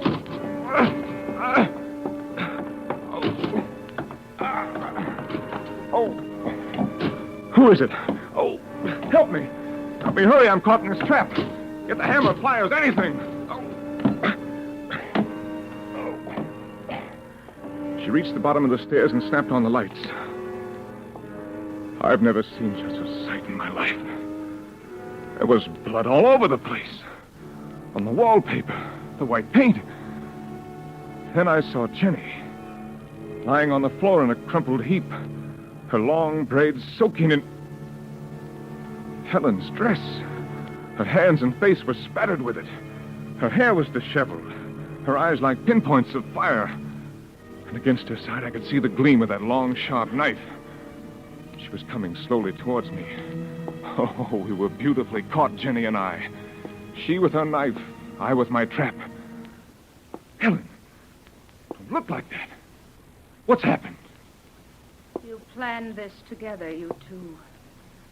But it didn't turn out just as you thought it might. Helen, You please don't planned look at it me like that. together. Well, there she is. Look at her. If I hadn't been ready for her, I'd be lying in her place, and you'd be glad, wouldn't you, Steve? No. Helen, are you insane? Drop that knife, for heaven's sake, and listen to me.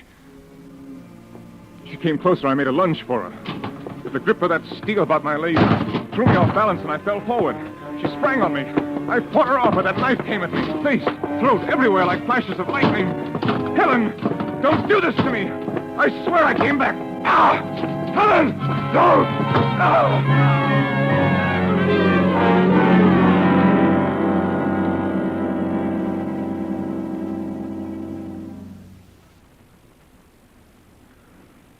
Well, Lieutenant, that police car arrived in time to save my life. But I wish they'd let her finish the job.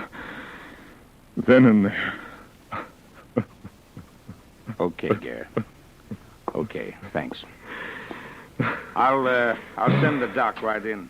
And, Gare, I wouldn't worry too much about Helen. I think she'll be all right.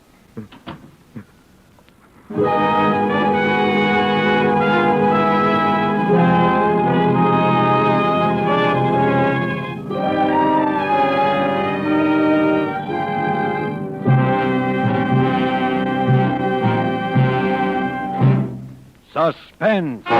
Presented by Roma Wines. R-O-M-A. Made in California for enjoyment throughout the world. Before we hear again from Gregory Peck, the star of The Lonely Road, tonight's suspense play, this is Truman Bradley for Roma Wines. Here's how millions of American homemakers are relieving the monotony of meatless Lenten meals. They are adding zest and freshness to otherwise drab menus by serving a fine Roma table wine.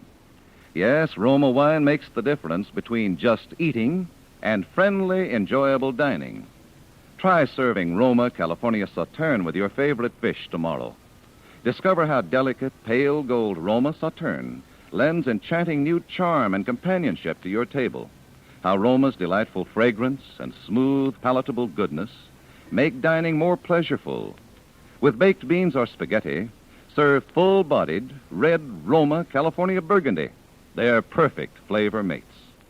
Tomorrow, Friday, make dinner a treat with Roma wine. Roma wines cost but pennies a glass. So little, everyone can enjoy them often. Insist on Roma. R-O-M-A, Roma wine. Made in California for enjoyment throughout the world. This is Gregory Peck. Like everyone else here in the film colony, I've always admired Suspense, and it's been very exciting to appear here tonight. I want to thank Maria Palmer, who appeared as Jenny, and Kathy Lewis, who enacted the role of Helen in tonight's play. Next Thursday on Suspense, a very famous character of crime fiction will make his debut on the air. That'll be Baynard Kendrick's remarkable blind detective, Captain Duncan McLean. And Brian Donlevy will play Captain McLean in a radio play built around one of the most ingenious and cunning murders I've ever heard about. I'll surely be listening, and I know you will want to listen next Thursday to Suspense. Gregory Peck will soon be seen as star of The Yearling, produced by Metro-Goldwyn-Mayer. Next Thursday, same time, Roma Wines will bring you Mr. Brian Donlevy as star of Suspense, radio's outstanding theater of thrills. Produced by William Spear for the Roma Wine Company of Fresno, California. Suspense is broadcast from coast to coast and to our men and women of the Armed Forces overseas by shortwave and through the worldwide facilities of the Armed Forces Radio Service. This is CBS, the Columbia Broadcasting System.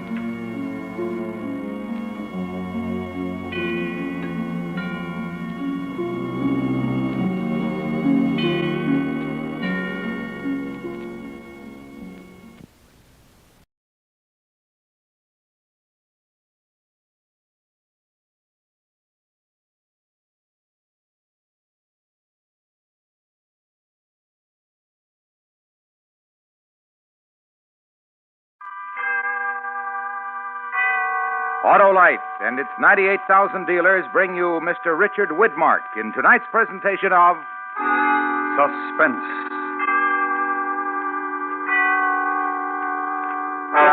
Tonight, Autolite presents the story of a man who tried to learn a lesson the hard way. He bet his life on the turn of a card. It's called The Card Game. Our star, Mr. Richard Widmark.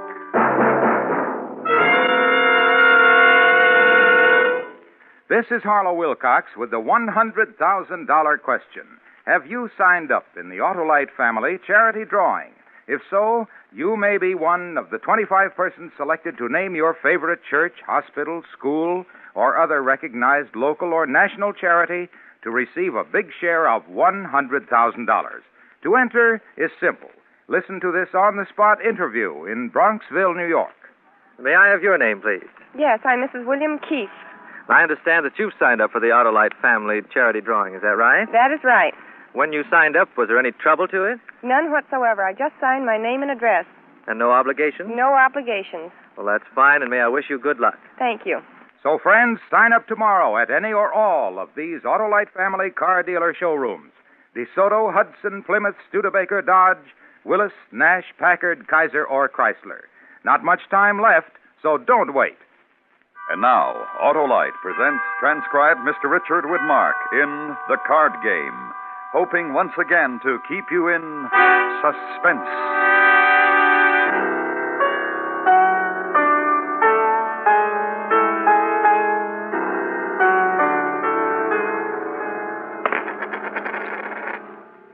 That $5? Yeah, that's $5. Me with a little pair of ducks. I'm out. Too much for you, eh? Too much.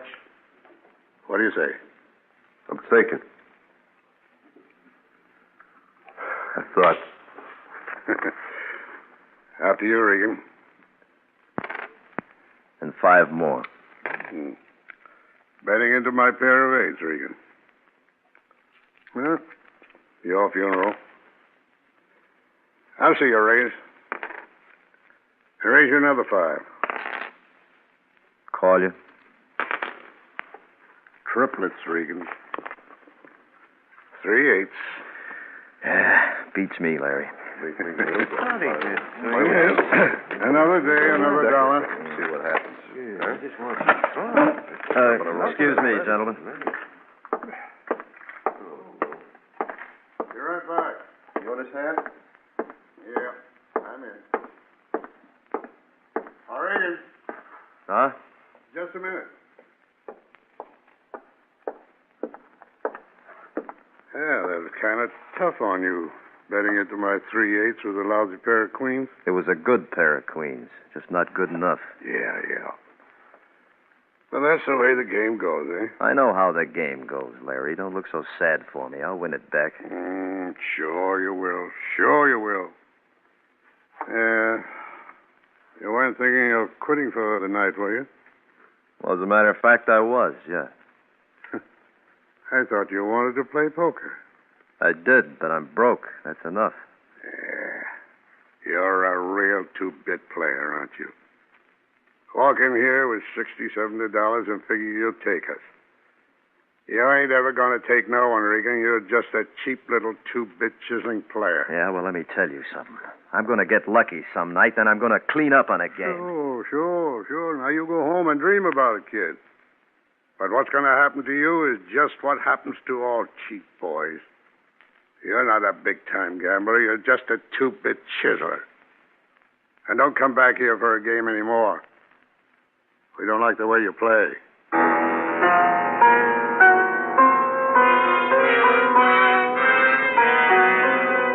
I knew a man in Bayonne once. He started out flipping dimes in the morning, and by midnight he'd been in 1 crap game and 1 card game, and he had $75,000. But me, it hasn't happened yet.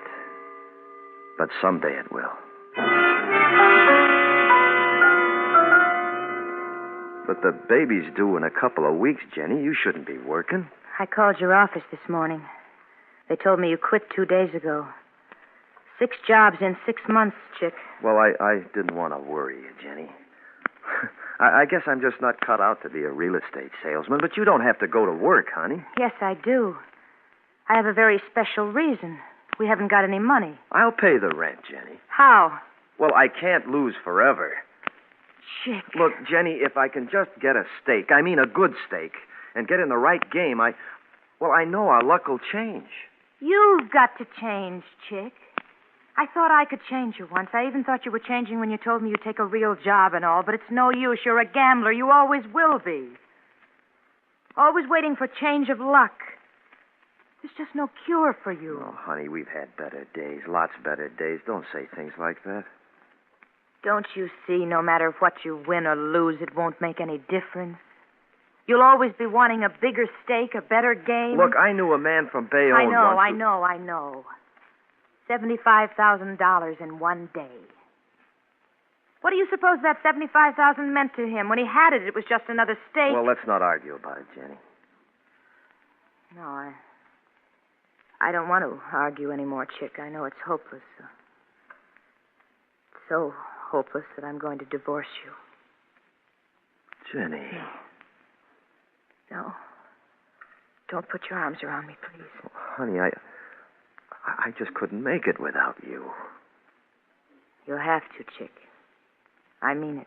But, Jenny, what do you think? I have to leave pretty soon. When I come back, I hope you'll have your things packed and moved out of here. Well, look, suppose I got another job. Would that help? Would it cure you? Sure it would. If it's a good job where I could make some money. Honestly? Sure. Or would you take the first paycheck and go out and get into a poker game like you did last night? Well, that's just it. If I can get enough money to get into the right kind of a game, I can make things all right, darling. You wouldn't have to work or worry about anything. Chick, I can't do that. That's why I'm asking you to leave. But you've gone along with me all this time. Yes, hoping all this time. But now things are different. We're going to have a baby, Chick. Don't you understand? We can't go on this way. You've got to get a job and keep it and stop gambling. I'll get us a house, Jen, and some money, and, well, I've got to have a change of luck. Change of luck. Oh, Chick. Jenny. Jenny!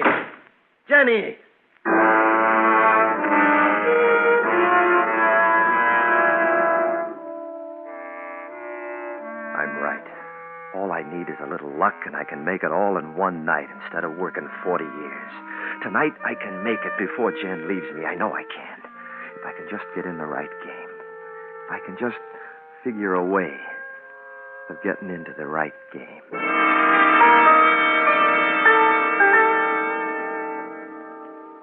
Always like to make clothes for you, Mr. Regan. No trouble at all with the fitting. Yeah. So I have some nice wosteds and some imported flannels if you'd like to order some today. Oh, I'm afraid I don't have the time today, but I'll get in as soon as I can. How much do I owe you for the suit? It's gone up a little since you were in, Mr. Regan. $300 in tax. All right, just send me the bill. Sure. Say, do you still drive that fancy sports car you bought in Europe? Oh, yes. Once you get used to one of those things, you don't want to drive anything else. I guess that's so. How much to set you back? $12,000. Wow. Well, at the prices you charge for a suit, it shouldn't be too much of a jolt. I have overhead, Mr. Regan. Terrible overhead. My tailors come pretty high. $200 a week for a master tailor. All right. Well, I'd like to borrow your car, Walshy. Now, how long have I been getting clothes from you? Well, off and on, 10 years, I guess. Well, then don't look at me as though we just met this afternoon. I'd like to borrow the car for tonight. A favor. Of course, Mr. Regan. Here, it's out front. Thanks a lot. You're thinking of buying a car just like it, and you want to try it out. That's it, isn't it? Well, let's let it stand that way. When will you be back? Tomorrow morning, okay? Anytime's fine. Wait a minute, Mr. Regan. Yeah? I've got to tell you what's on my mind. What's that? Well, first, I'll tell you that you'd be surprised the four flushers I've got on my books who couldn't pay $30 for a suit, let alone $300. I'm remembering that you've always paid me, cash. But I haven't seen you in a year, and today you came in and asked me to send you a bill. No, I'm not worried about that. Well, you're worried about something. Like I said, it's been a year, and I've heard that things haven't gone so well with you lately, and I'm wondering if the suit and car may have something to do with it. Mr. Regan, you wouldn't do anything foolish, would you? Walshy, I'll tell you something. Now, you know that there are some people who were impressed by expensive clothes and fancy cars and all that stuff. And sometimes it's a good idea to impress them. Now tell me, does that sound foolish? The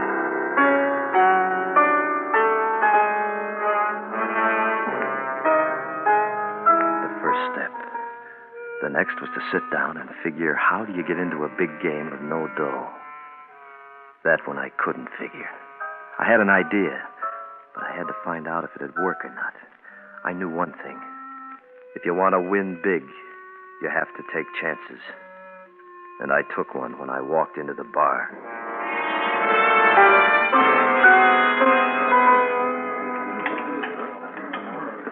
Mr. Regan. Hello, Harry. Well, like old times. What'll it be, Mr. Regan? Well, let's try your scotch. Sure. Haven't seen you around for a long time, Mr. Regan. I've been out of town, Harry. Vegas? Yeah, Vegas. Where's your suntan? I stayed indoors. I guess you did. Water, soda, what? Just like that, that's fine. That's smart. Only way to take it. Sando's doing all right here, huh? In every department. Out front and behind the front. You gonna play a little tonight, huh? No, I don't think so, Harry. Just stopped by for a drink. What? You know about the big game Santo has every night. Real big. Yeah, I've heard something about it. Sure. Who you trying to kid? What? You never in all your life ever came into a joint like this just for a drink. You're a gambler, Mr. Regan, and there's no cure for it. Well, hello, Harry. Oh, good evening, Mr. Santo. Chick Regan, isn't it? That's right. The doorman pointed you out. He raved about your car. Pretty nice thing to get around in. I like it, Jim. Hey, now I remember. You do? Yeah. You was pit boss for me in one of my places. You used to call me Mr. Santo. Did I? Yeah. Well, let's say I've changed, Jim. Okay, let's say that. Buy you one? No, thanks. Suit yourself. Fill this up again, will you, Harry? Sure. Anything wrong? Yeah, just wondering about you. Uh-huh. Well, why don't you wander somewhere else? Real cocky these days, huh, kiddo? That's all right. I like that.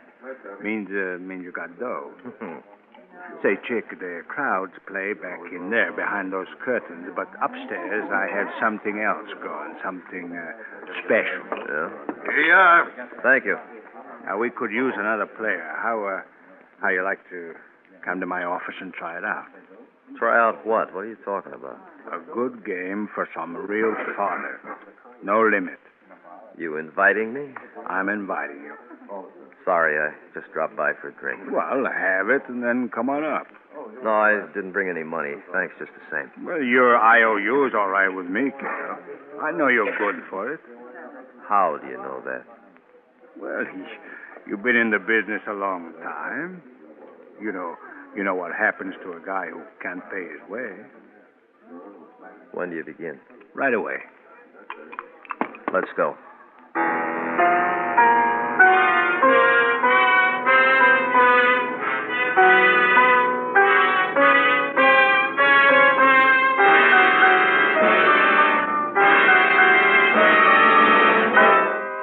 Autolite is bringing you Mr. Richard Widmark in The Card Game. Tonight's presentation in radio's outstanding theater of thrills, Suspense.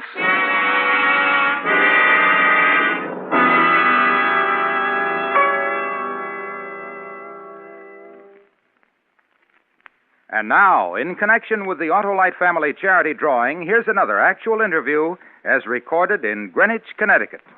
How do you do, sir, and may I have your name? Michael Spazzano. I understand that you just signed up for the Autolite family charity drawing. Is that right? That's right, sir, I have. And why did you sign up? Well, our local schools need an addition, and if my name is picked, I'll designate them. I think that's wonderful, and the best of luck to you, sir. Thank you. Why don't you help your favorite local or national charity, too? It won't cost you a cent, and you have an opportunity to be among the 25 persons selected. Remember, there's nothing to try or buy, nothing to write or solve. All you do is visit any Autolite family car dealer showroom and fill out a registration form. Your entry may be worth many thousands of dollars to your local church, hospital, or other pet local or national charity. So why not visit one of these car dealers? DeSoto, Hudson, Plymouth, Studebaker, Dodge, Willis, Nash, Packard, Kaiser, or Chrysler. There's not much time left, so sign up tomorrow. And now, Autolite brings back to our Hollywood soundstage Mr. Richard Widmark in Elliot Lewis's presentation of The Card Game, a tale well calculated to keep you in suspense.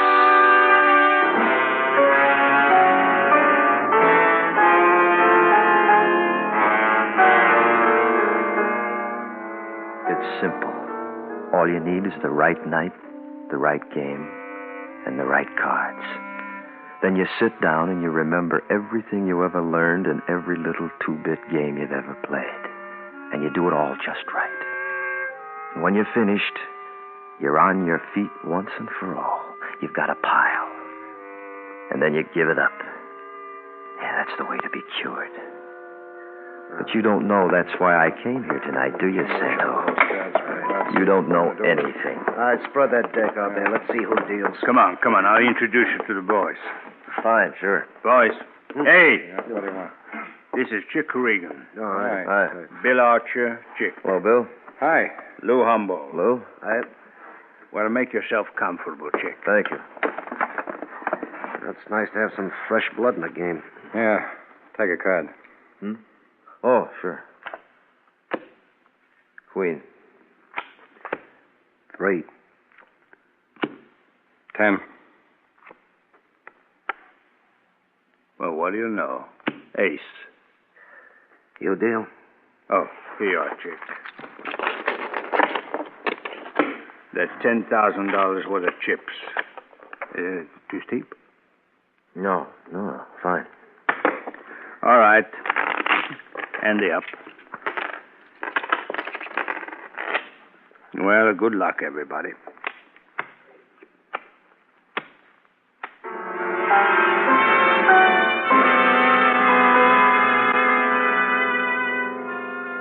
That's how I got here. That's how I got into this.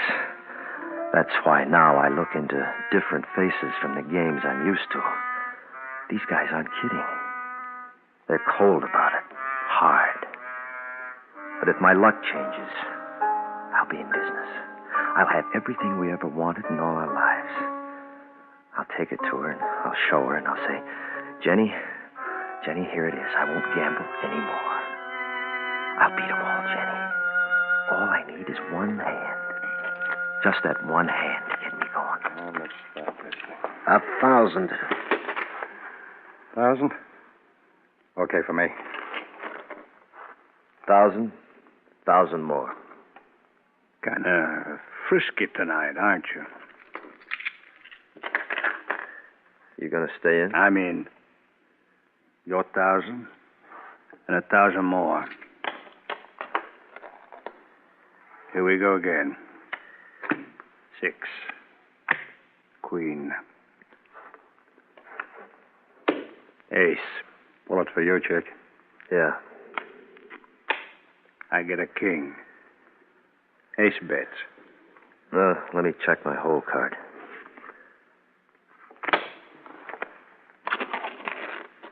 $500. I see another.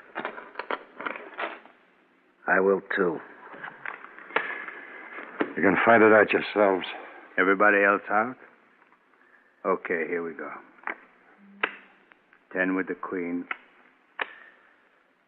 Another ace with the ace. About that. How do you like that guy's run? Well, what do you know? A king with my king. Bet the aces? 1,000. Pair of aces and a pair of kings showing. I gave up a long time ago. Jim? With a pair of kings, I have to see one more card. 10 for you. Jack for me. You still bet? 10,000. really means it. 10, huh? 10. Take it.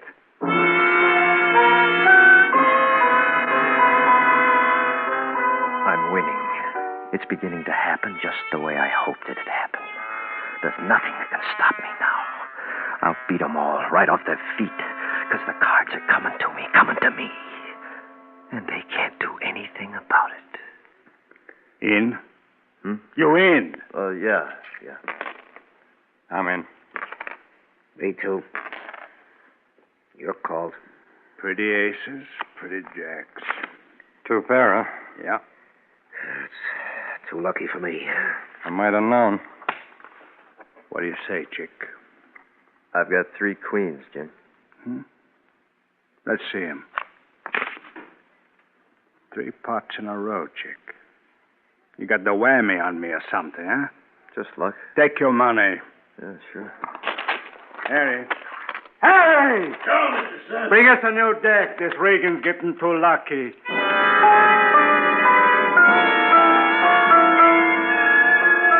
That's right, Santo. Get good and sore. Fumble around the rest of the night if you want to. It's okay with me. Because the sorer you get, the better off I'll be. And the better it'll be for my wife and my kid.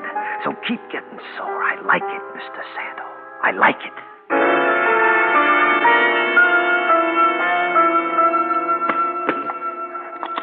Pete.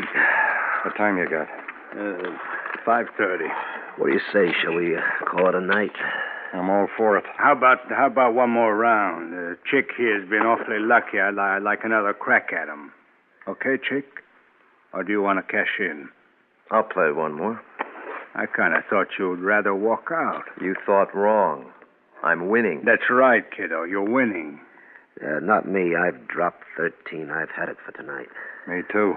You hear that? They don't want to play anymore. Well, in that case, I guess how you like to double that pot? Sure. I'll drop in tomorrow. Right now.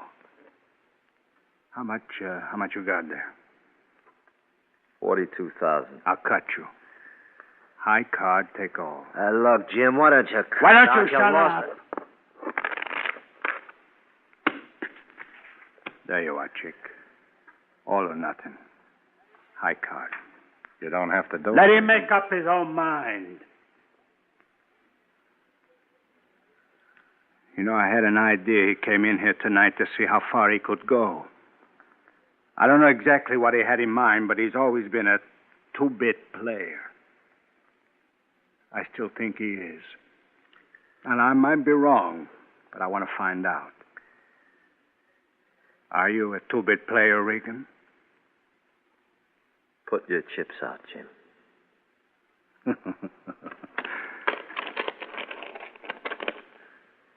Okay. Pick a card. You first. Sure. 8. Beat it.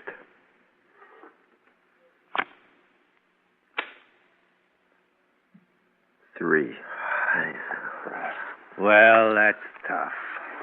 That's tough. You play all night till you build up a nice haul, and it all goes on one card. That's tough, Chick. But better luck next time. And look, you ain't a 2-bit player. No hard feelings. No. I'm not even a 1-bit player, Jim. Huh? My IOU's no good. Well, but that car of yours... It isn't my car. I haven't got a dime, Santo. I've been playing with your money all night. And you was going to walk out of here with it, huh? Yeah. You hear that? I heard. Yeah. Sorry, Chick. You knew what you was doing. Harry, get the door.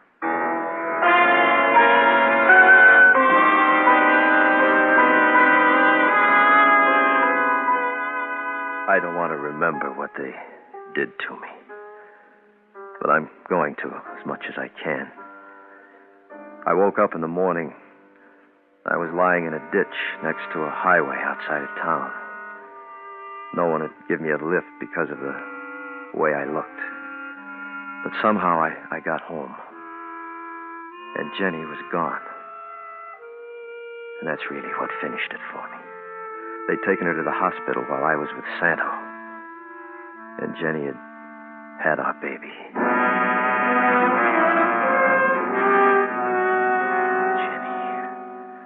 Jenny, darling. Chick, what happened to you? I'm all right, honey, but what about you? I told you I'm fine. And our baby boy's fine, but your face. Who did this to you? Who were they? Some people I tried to steal from, Jenny. What?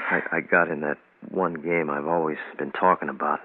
I had it all for us. Enough for a house and enough for the kid. But you were right, honey. It was just another stake so I could try for something bigger. I lost it all, Jenny. And I lost it while you were here having the baby. Chick. But I learned my lesson. This time I'm cured. No more gambling. Chick, are you sure? I'm sure, darling. Will you take me back? Yes, darling. Then I won, didn't I? Yes, darling. You won.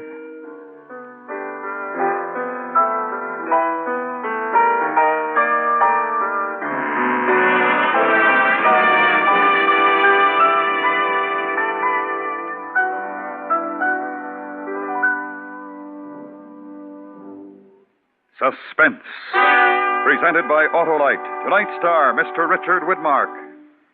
This is Harlow Wilcox reminding you that there's only a few days left to sign up for the Autolite Family Charity Drawing. Only a few days left to name your favorite local or national recognized charity to receive thousands of dollars in cash. To enter the drawing is as simple as this. Listen to an interview recorded in Elizabeth, New Jersey. This gentleman just signed for the drawing here at Murphy Brothers. May I have your name, sir? John Gurnett. When you entered, just what did you have to do? All I did was sign my name and the address. Did you have to buy anything or try anything? Not a thing. Just fill out a form. Well, thank you very much and the best of luck. You're welcome. So don't wait any longer to sign up in the Autolite Family Charity Drawing. You may be one of 25 persons selected, and you may have the great satisfaction of designating your favorite charity to receive a big share in $100,000. Visit any or all of these car dealers: DeSoto, Hudson, Plymouth, Studebaker, Dodge, Willis, Nash, Packard, Kaiser, or Chrysler. Do it tomorrow, sure.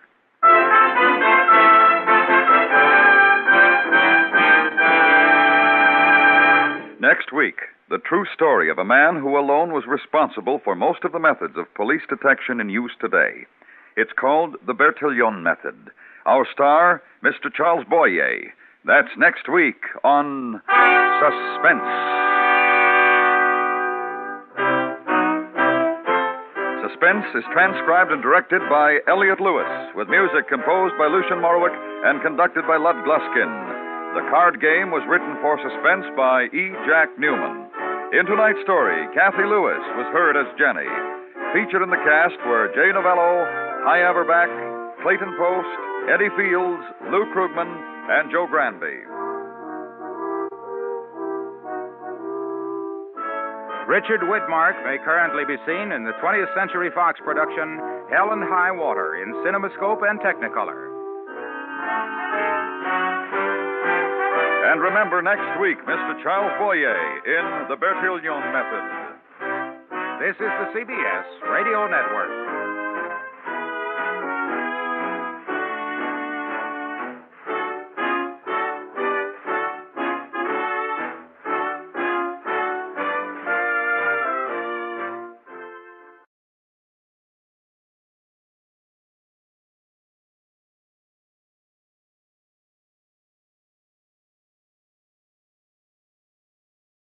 Now, the Roma Wine Company of Fresno, California presents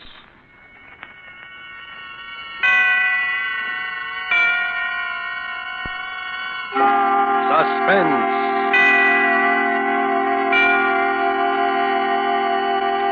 Tonight, Roma Wines bring you Mr. George Murphy as star of Death on Highway 99, a suspense play produced, edited, and directed for Roma Wines by William Spear. Suspense, radio's outstanding theater of thrills, is presented for your enjoyment by Roma Wines.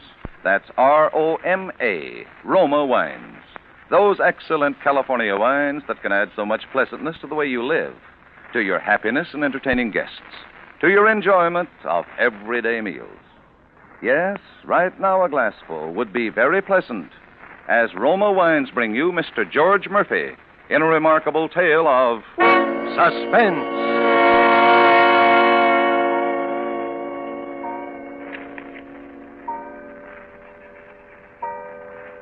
Dear Julie, the clock here in my room has just struck 7, which means I have about an hour for writing this letter to you.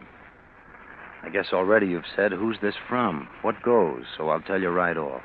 Remember Morton Blake? Speed Blake, they called me in high school? The guy who sat behind you in Algebra 2 and chemistry? Well, that was more than 7 years ago. And I'm writing to you because there's no one else in the world that I give a darn about. There never has been, Julie, since I saw you the first time. Well, I sure had other plans about you, and that's probably a surprise, too, because I never had the nerve to let you know I was alive before. But as it is with me now, this letter is all you'll ever know. A letter telling what a mess I've made of things, what a mess I've made of my life.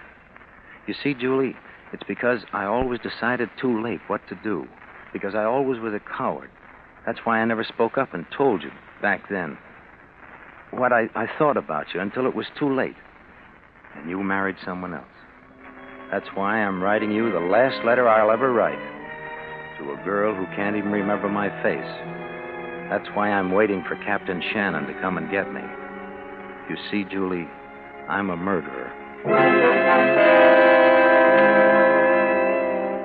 Yes, in just a little while, I'll see the squad car pull up outside, and then all the fumbling and mistakes will be over. But I want you to understand, that's all.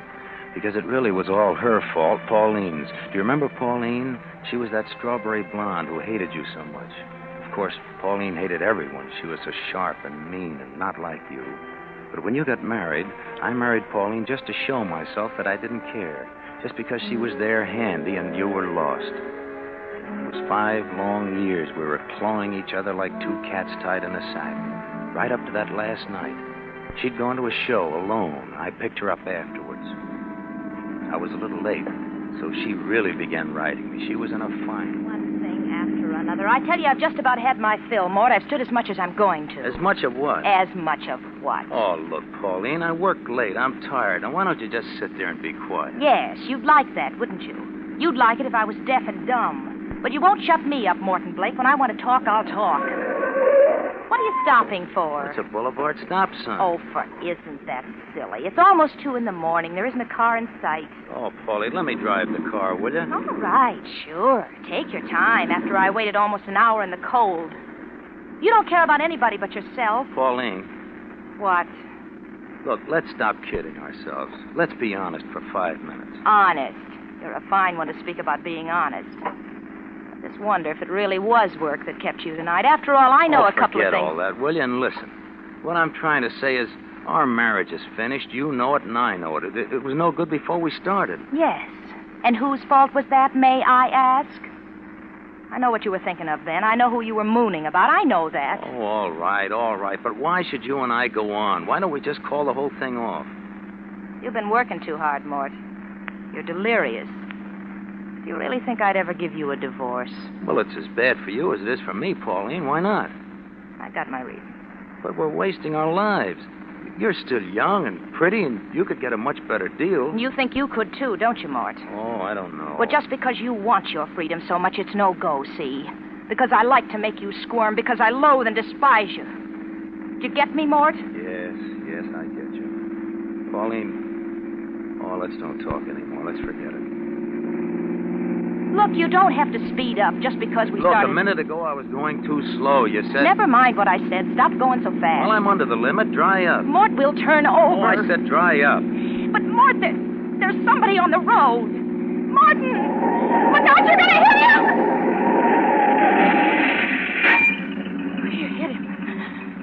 You hit him. You stay in the car, Pauline. Don't go, Mort. Maybe he's dead. Maybe. Just stay where you are. He's moving. Hey, mister. Mister, can you hear me? Not your fault. Couldn't see me in the dark. Now, don't try to talk. Here, just hang on to me. I'll get you into the car. Good. Now you're on your feet. Who are you, mister? Name Haggerty. Okay, Mr. Haggerty. Take it easy now, and I'll take you to a doctor. Yes. Doctor, quickly. Quick. He's passed out. Pauline, open the back door. Is he He's dead? alive. He's alive. Here. There now, if we hurry. We've got to get him to the hospital right away. Well, there's the result of your temper, Mort. My temper? Well, you know, it wasn't my fault. He jumped right in front of the wheel. Not your fault. Not your fault. He doesn't seem to think it was your fault either. Well, it wasn't. You saw. He ran out from the side without looking. Oh, sure. You're lucky. As usual, Mort. Lucky? What are you talking about? The streets are completely deserted. Well, it's late. What's so strange about that? Nothing. I mean, there weren't any witnesses. Well, that's right. No witnesses except him and you. Yes. That's right. Him and me. What's your hurry, Morton? What's my... Well, I've got to get him to a hospital. He may be dying. No, Mort, he's not dying. You don't have to hurry. He's dead. He's dead. She said it just like that. Like she was handing me a birthday present. I pulled the car to the curb and got into the back seat. The old man was sprawled across the cushions, his head twisted back. When I put my face down, there wasn't a whisper of any breathing on my cheek. I slipped my hand inside his coat, still as stone, not a flicker from his heart. I crawled back under the wheel and sat there thinking. Mort, Yeah, you know what you've done? yeah, he's dead. That means you're guilty of... What is it, Mort? Murder No, it's not murder. or manslaughter? And even manslaughter will mean prison. Won't it, Mort? Huh? I said manslaughter will mean prison, won't it? Prison? No, it wasn't my fault.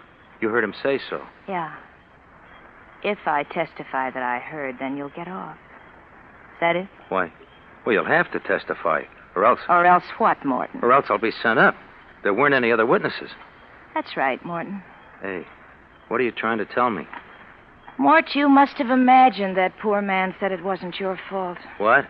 Because I didn't hear him say a thing. You're lying. You're lying, Pauline. You heard him. As soon as I put him in the car, he said it's not your fault. Can you prove it, Mort? Can I prove? This is what I've wanted, Morton. I'll have my freedom, but you won't have yours. You'll be that jailbird Speed Blake. And you'll have years and years and years to think about the other girls you used to know. Won't you, Mort? I looked at her. She had a thin smile on her lips. I got a crawling feeling at the back of my neck. I held onto the wheel so tight my knuckles began to ache. Well, Morton, what are you waiting for? What was I waiting for? What had I always waited for? Well, Morton. I began to think of something. A line my beloved wife's ran through my brain. No witnesses. There were no witnesses. Why, wait, Mort. Be a man. No witnesses. There were no witnesses. I could dump the old man's body somewhere on the edge of town and no one would be the wiser. No one but Pauline. But what if there was no Pauline?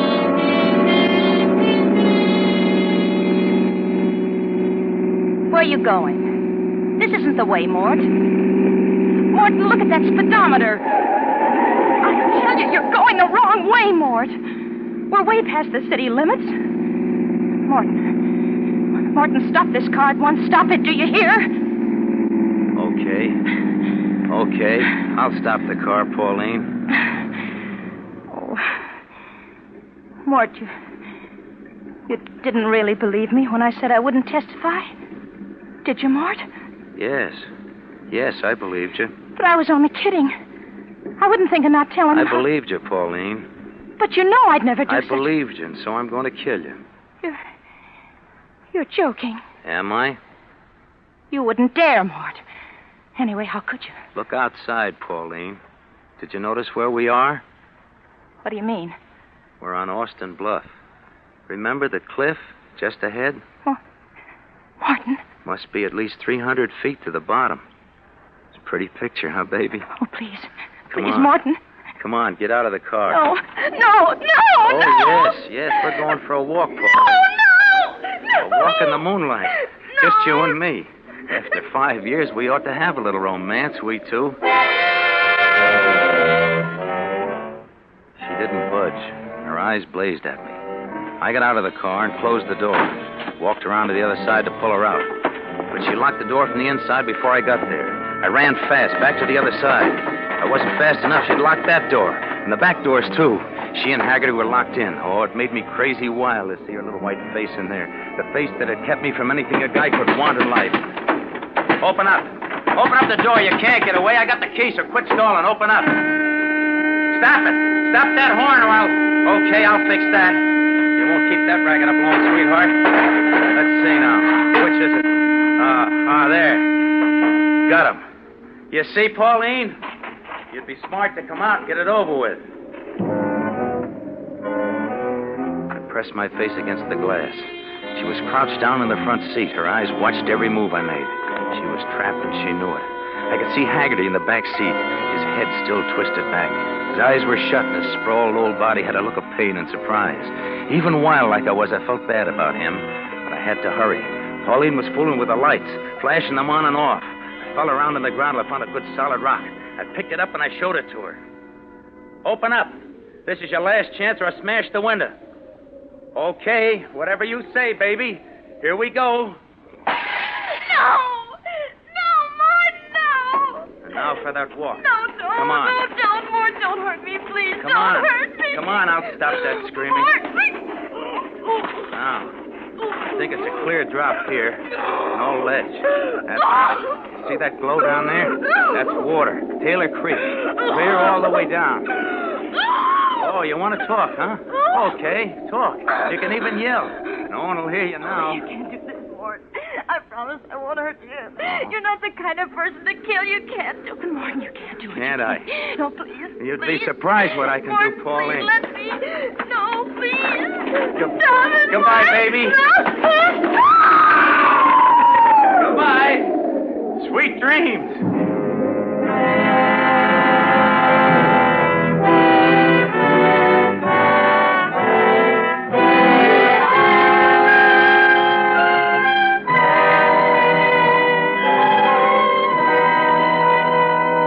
Suspense, Roma Wines are bringing you as star Mr. George Murphy in Death on Highway 99 by Larry Marcus and Robert Light. Roma Wines' presentation tonight in radio's outstanding theater of thrills, Suspense.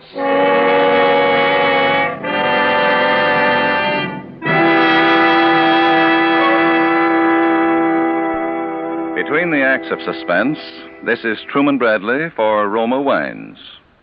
Evening is the mellow time of the day, and the time for a mellow wine, a pleasureful wine like Roma California Port. Says famed hostess Elsa Maxwell, at night after dinner, relax in the living room and enjoy a glass of delicious Roma Port, served cool.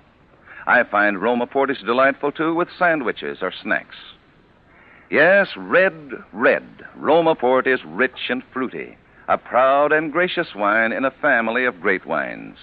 Like all Roma wines, Roma Port is the happy result of carefully selected grapes gathered at flavor fullness in California's finest vineyards, gently pressed to capture natural goodness. Then, by a process as slow and as old as time, brought to magnificent liquid perfection by the unhurried care of Roma's ancient winemaking skill. And finally, bottled at the wineries in California. All Roma wines are true wines, unvaryingly good always, and so inexpensive, too. Remember, because of uniformly fine quality at reasonable cost, more Americans enjoy Roma than any other wine. Always ask for Roma, R-O-M-A, Roma wines. And now Roma Wines bring back to our Hollywood soundstage George Murphy as Morton Blake in Death on Highway 99, a play well calculated to keep you in suspense. Yes, Julie, I did it. And when you get this letter, you'll be the only person who'll really know why. Who'll know that I'm only sorry that I didn't kill her sooner. All right, so you can't quite remember which guy I was, if I was the tall one or the red-headed one, or if you spoke to me when you saw me in the hall. That doesn't matter to you or to me now. What matters is that I lived with her for 5 years. 5 years I might have spent at least thinking about you. Well, it was done. I climbed back in the car. The clock on the dash said 20 after 2. And I still had to get rid of the old man's body before daylight, so I started driving. When I came to a strip of forest along the road, I stopped my car and I got out. And right then, the beam of a spotlight pinned me in my tracks. I didn't move. I saw it was a cop. Hey, what you doing there? He started walking toward me, rolling his motorcycle. No parking anywhere along the highway, mister. Okay, officer. Okay, I didn't know. This ain't no lover's lane. You gotta keep moving. Oh, I'm sorry. I'll get going right away, officer. Say, you're not carrying any vegetables in your car, are you? Vegetables? No. There's a beetle thing going on again. I just better take a look in the back there. Oh, there's nothing in there, honest. What? Listen. Where does that guy think he's going? Oh, yeah.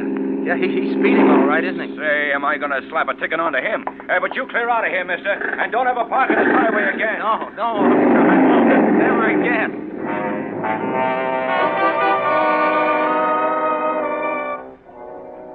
So I took another road and got back on Highway 99. By then, I felt jittery. I smoked one cigarette after another, and the sweat was rolling down my face.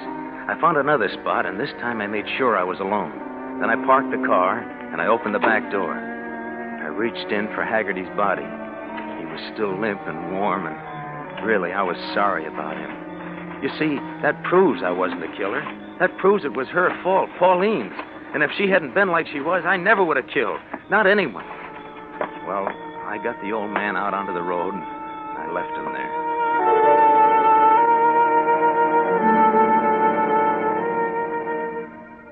When I got home, I put the car in the garage and looked it over to see that everything was okay. No blood on the seat. That was a break. The window was broken, of course, but I could fix that. There was mud on the tires, so I got out the garden hose and washed them down. Then I went into the house. I was pretty nervous, and I knew I'd have to be on my toes for the next 3 or 4 days, so I took a couple of sleeping pills. They did the trick. I was asleep the minute my head hit the pillow.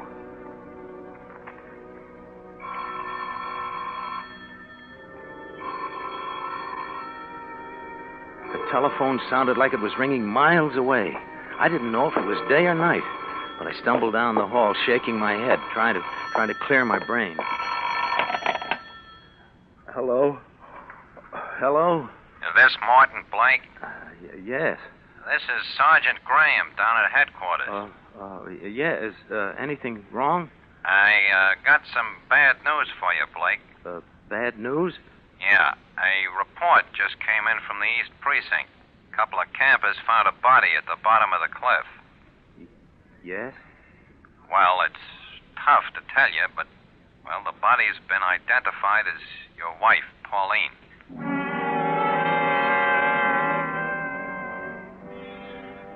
It looked like an accident. They didn't suspect a thing. I was in the clear. The sleeping pills were still working. I wanted to go back to bed, but I didn't dare. I had to get down to that morgue right away to identify what was left of Pauline. I thought that might throw me, but I was as cold as steel when they took me in to see her. They were watching me, so I pulled an act. Hey, take it easy. Take it easy there. Here, sit down here. Oh. I got you some water. Oh, thanks. I'm all right now. Yeah. Take a swallow of this. Oh, thank you. Gee, I guess you must get pretty hardened to these things after a while. Yeah, I see him every day. I don't know. You never really get used to it. We had another sad case this morning. Another accident? Yeah. They brought in an old fella. Found him on Highway 99. Smacked by a hit-and-run driver. Is that right? Yeah. That's a nasty business. Of course, this old man isn't dead, but still you never... Hey, you're jumpy. Here, I'll get you another glass. Oh, thanks. You see, seeing my wife, I guess... Sure. I understand. Yeah. Just take it easy now. Thank you. Feel better? Oh, yeah, sure. You were telling me the old man wasn't dead? No. And just by luck, one of the boys got a very faint heartbeat when he felt his pulse. We went to work on him fast, and looks like he's going to pull through. Well, that's sure a break. For him, I mean. Yeah. He's at the receiving hospital. The report is he's coming along fine. He got a bad smack in the head. Lost his memory. Oh. For good? No. They say it's only temporary. Oh. They think when he snaps out of it, he may even remember the dirty rat that hit him.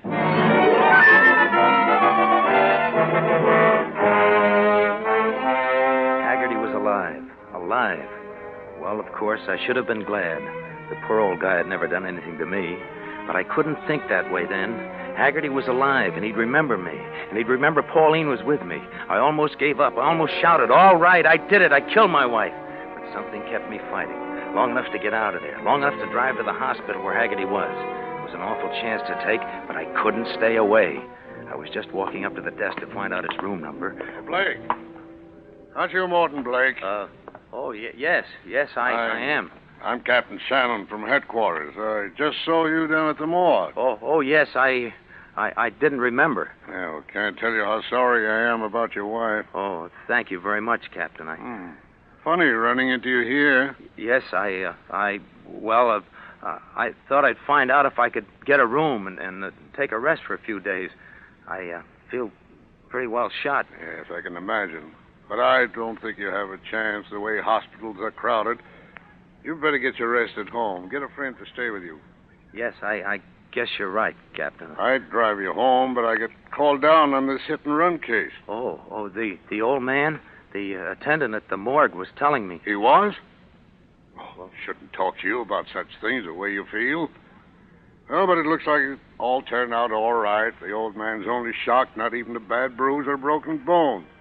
He's conscious now, so I'm going up to talk to him. Do you think he'll know who hit him? Well, they said over the phone he has a good description, and even if it isn't good, we've got the tire print of the car and the footprint of the driver. You have? From where? Yeah, there was a lot of mud where the car stopped. The driver was careless. That kind usually are. There's a doctor on the case now. Dr. Leeds. Yes? I was just going to walk up and talk to the old Haggerty. Oh, yes, I know. Did the nurse tell you he described the driver, Captain? He did. I'm going to take it down and then make the arrest. Fine, but would you mind waiting about 2 hours? The old man's sleeping now, and rest is important to a man his age. Mind, Doctor? No. What's time to me? It's 2 hours more for the hit-and-run driver, whoever he is, to wonder just how smart he really was. And we know the answer.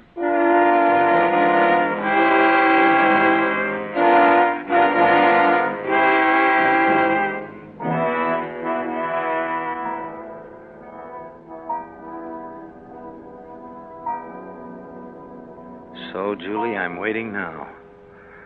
I'm writing you all this because I got a crazy idea that you have a right to know. You, a girl I knew 7 years ago, who won't remember me, who won't remember that nickname, Speed, or if I had freckles. I did. Or if you signed my book on class day. You didn't because I didn't have the nerve to ask you. So maybe it isn't a real girl at all that I'm writing this to. I guess I'm writing to how I failed. To how I never did anything in time. To how I thought good and acted bad. You see, what I think you were adds up to how much I failed. I guess every guy in the world has someone like you. A girl in a blue dress. And success is having her now, not back a long way in the past. They drove up now. Captain Shannon and, yes, a couple of cops. And Haggerty. Old Haggerty's walking. Okay. Well, I only got seconds to get ready for them. So goodbye, Julie. Goodbye.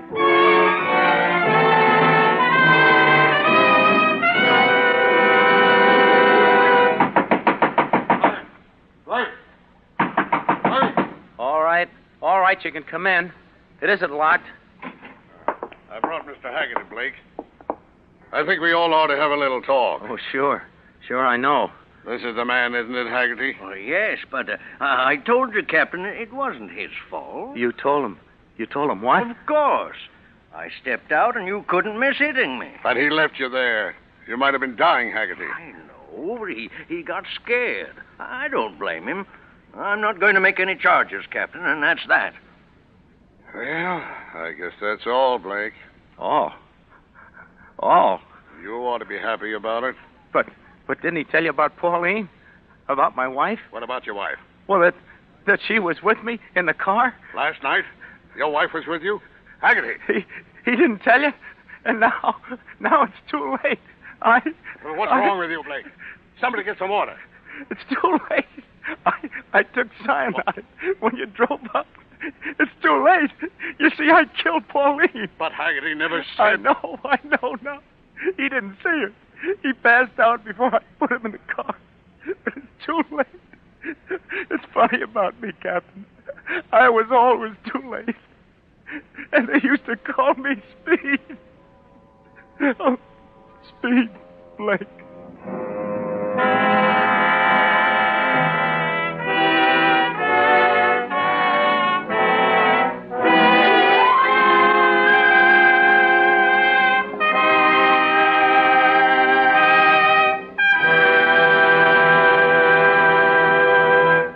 Roma Wines have brought you George Murphy as star of Death on Highway 99. Tonight's study in Suspense. Before Mr. Murphy returns to our microphone, this is Truman Bradley for Roma Wines, the sponsor of Suspense.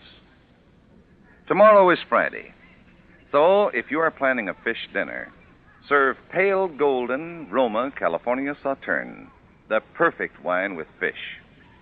Famed hostess Elsa Maxwell says, Roma Sauterne tastes exactly right with every kind of seafood. I serve my guests chilled Roma Sauterne often because it adds so much to the pleasures of dining. Yes, you'll enjoy the delicacy of fragrance and taste goodness of Roma Sauterne with fish or fowl. They are perfect flavor mates. Just before dinner, mix up some cocktails with full-flavored Roma vermouth, sweet or dry, made and bottled in the heart of California's famous vineyards. The better vermouth that makes better cocktails. Get Roma Sauterne and Roma vermouth the next time you shop. Always ask for Roma, R-O-M-A, and enjoy the best for only pennies a glass. This is George Murphy with an important word from our government. The government is speeding expansion of civilian production and maintaining price and wage controls which are still necessary to safeguard our economy against the danger of inflation. You can help by spending sensibly, cooperating with price and rationing controls still in effect, holding onto your war bonds, and continuing to save for the future by buying as many victory bonds as you can afford. George Murphy appeared through the courtesy of Metro-Goldwyn-Mayer. Producers of our vines have tender grapes. Next Thursday, you will hear Mr. Joseph Cotton as star of Suspense, radio's outstanding theater of thrills.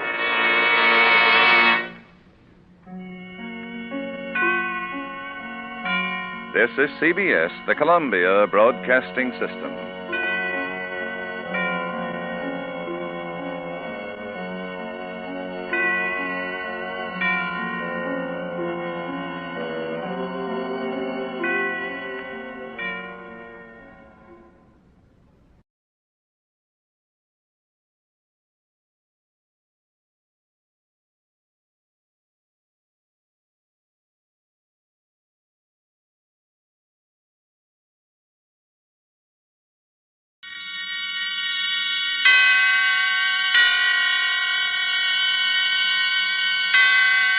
Roma Wines present Suspense.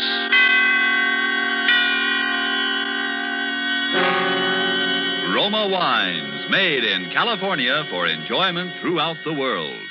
Salud. Your health, senor. Roma Wines toast the world. The wine for your table is Roma Wine, made in California for enjoyment throughout the world. This is the man in black here for the Roma Wine Company of Fresno, California, to introduce this weekly half hour of Suspense. Tonight from Hollywood, Roma Wines bring you the remarkable actress whose performance in the Paramount picture For Whom the Bell Tolls won her an Academy Award, Katina Paxinou. And so the woman in red And with the performance of Madame Paxinou, we again hope to keep you in suspense.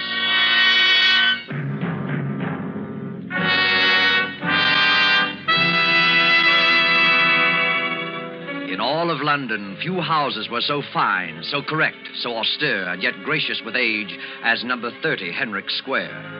That was true of its reception room, true of its long, quiet hallway along which the young man led the girl. Aunt Rita, this is Miss Julia Ross. The woman rested her knitting in her lap and slowly turned around. She was a giant of a woman of 60 in a bright red dress. For several seconds, she stared fixedly across at Julia. Then, in an instant, a soft, gentle smile came on her face. Perfect. How perfect. I beg your pardon? Here. Come over here, child. Let me look at you. That's it. Over there, child. Sit there on the divan.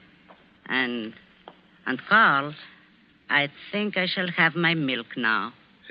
And Miss Ross will have some with me. Will you? Won't you, Miss Ross? Some milk? Oh, but I never... Some warm milk and a biscuit. Of course you will. I always find it very sustaining. Carl, you heard the young lady.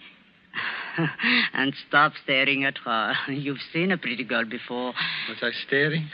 Excuse me, Miss Ross. Harry now, like a nice boy. Is he your secretary? Let us say that he has been substituting until I found someone like you. You mean you think I will do? Don't you? Well, all I know is when I saw your advertisement in the paper, Miss Crable, I couldn't believe my eyes. Wanted secretary, Irish girl, blonde hair, age about 25. It was all so perfect. It sounded just, well, it was like me. And just like Sheila. That was my former secretary, Miss Ross. Who passed away just recently. Oh. She had been with me many years. I'm so sorry, Miss I Crable. had the feeling that my loss might be lessened if I could really replace her. An old lady's whim, of course, because no one is ever exactly like someone else. You, for example, I'm sure you have friends, acquaintances, relatives, perhaps, you see now and then. Sheila didn't. But you see, I don't. What I mean is, my parents aren't living, and so far as friends or acquaintances are concerned, I hadn't had much time lately, and... Well, my landlady, of course, I know her, but... Unbelievable, Miss Ross. Because it's so perfect. You see, the less time you have for outside attractions, the more time you have for me. The milk, Aunt Rita, and the biscuits. Will this table do here? That will be fine, dear. And leave us alone. Oh, very well. My aunt is a very domineering woman, Miss Ross. But also a generous one, I think. Your milk, dear. And a biscuit? Oh, just the milk, thank you. Miss Crable, there's something you must know. Well, don't hesitate, child. Miss Crable, I'm afraid I'm not quite what you think. I mean, I've never really done any secretarial work before. I've had some business training, a little, but not actual experience. I mean it, Miss Crable. I lied in what I wrote you. I wanted the position and I needed it so much. You silly girl. You mean you still want me? Certainly. Now finish your milk before it gets cold. Oh. As a matter of fact, there will be very little secretarial work for you to do. I shall want a sort of, a companion. Now, I shall want you to start immediately. You will, of course, live here in the house and... Live in the house? But, of course, you are my companion. Oh, but I didn't understand that I... Yes. Well, then, I think perhaps I should make plans accordingly. I mean, I'd better leave now. I shall want to go to my boarding house and cancel my lodging. Oh, there will be plenty of time for that, child. Carl and I generally take an afternoon stroll and would like you to... But you see, there'll be other arrangements. People I must see and people? things to... But you said you knew no people. Oh, yes. Well, Miss Crable, I have no qualifications for this position. Oh. Why, child? What's the matter? I don't know. Suddenly, I feel so drowsy. Well, then, I would just lie back on the divan. But there's no reason for it. Oh, but there is, child. You are weary from the strain, the uncertainty, the ceaseless search for work in a strange and friendless city. The milk. There was something in it. So you relax. Your nerves. They go to sleep. Yes. Sleep. Carl. Oh, Carl. Yes, Aunt Rita? Have you finished the note, Oh, dear? yes, only this moment. Well, don't just stand there. Let me see it. Aunt Rita, please. She's so harmless. And so perfect. Now read me the note. To Department KL, Southern Development. Leaving at once for Dublin, Ireland. Will communicate in 10 days. 10 days, Carl? We won't need so much time. Make that 5. Just as you say, Aunt Rita. Then sign it Sheila Campbell and post it to British Intelligence.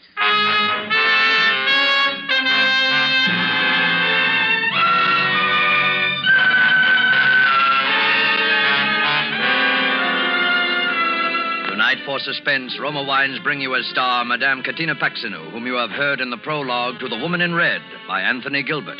Tonight's adventure in Suspense.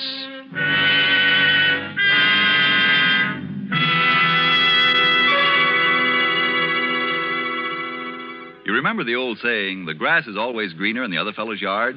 Well, you might agree with the truth of that statement if you happen to overhear a conversation like this. Let's imagine we're seated in the smart and festive Club Montmartre in Havana, Cuba.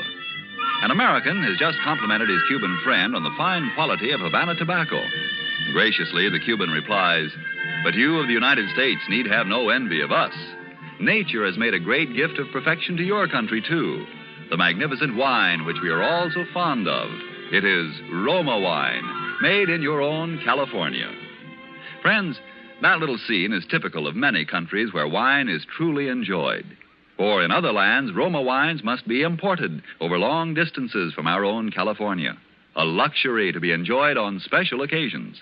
While lucky you can enjoy these superb Roma wines as a daily delight, with no import duty, no expensive shipping charges added to your cost for Roma wines. Whichever one of Roma wine's many different types your own taste test names as favorite, you'll agree here is truly superb wine that could come only from truly choice wine districts. And you'll say, no wonder Roma wines are America's largest selling wines. I'll spell out the name for you. R-O-M-A, Roma wines, made in California for enjoyment throughout the world. And now it is with pleasure that we bring back to our sound stage our star, Katina Paxinou, in The Woman in Red, a tale well calculated to keep you in suspense.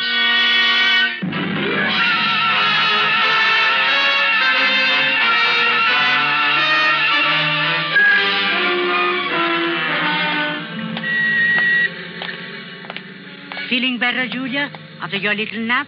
No. No, I don't feel better. Well, the walk and a little something to eat will do wonders for you. There is a little tea shop up here at the I don't corner. want anything to eat. And please don't hold on to my arm like Oh, that. now, child, is that a way to talk? You seemed a bit shaky, that's all. Here we are. Carl, you wait with Julia. Oh. I'll just look in first to see that it's not too crowded. And now you have to hold my arm. Oh, no, wait, Miss Ross. I don't have to hold... Hey, no, don't. Let me go. What are you doing, Miss Ross? Why do you run like that? Please, don't you understand? If I'm to move in with Miss Crable, I've got to get in touch with my landlady. But there'll be plenty of time. Plenty of time. What do you want with me? Why are you both... Oh, Carl. Oh, yes, Aunt Rita? Come along, you two. No. Oh, please, you're making yourself worried about nothing. My aunt, it is just that she's a peculiar Hurry, woman. hurry, children. Then remember that I am here. I have already ordered for us. Oh, fine, Aunt Rita. Our table, this is it? Yes, sir. You're in the corner. Miss Crable. Thank you, Mr. James. And Sheila will sit here to my left. Of course. Miss Sheila. Miss Sheila? What? This is your place here, Miss Sheila. Sheila? Why are you calling me Sheila? What is it? Why are they laughing? Pay no attention, dear. Just sit down, please. This woman called me Sheila. You both did. My name is... I know, dear. It is Julia. Everything is all right. Shall I serve the tea now? If you will, please. Now, Sheila, sit down, dear, like a nice girl. No. What, dear? I'm going to the restaurant. Sheila! It's all right, Miss Crabo. Don't bother. There's no other exit from that room. Oh, I'm so sorry to impose on you, Mrs. James. I had no idea she could be so difficult. Oh, don't give it a thought. Once you explained the situation, we were only too glad to help. Of course, I'd never seen your secretary. I had no idea that... It's only a recent development. Oh, yes. Shall I pour the young lady's tea now? No, thank you. I can manage. Yes. You know, I was just saying to Mrs. Blandon the other day, I says, I wonder if Miss Crabo and her nephew are still in the neighbourhood, I says.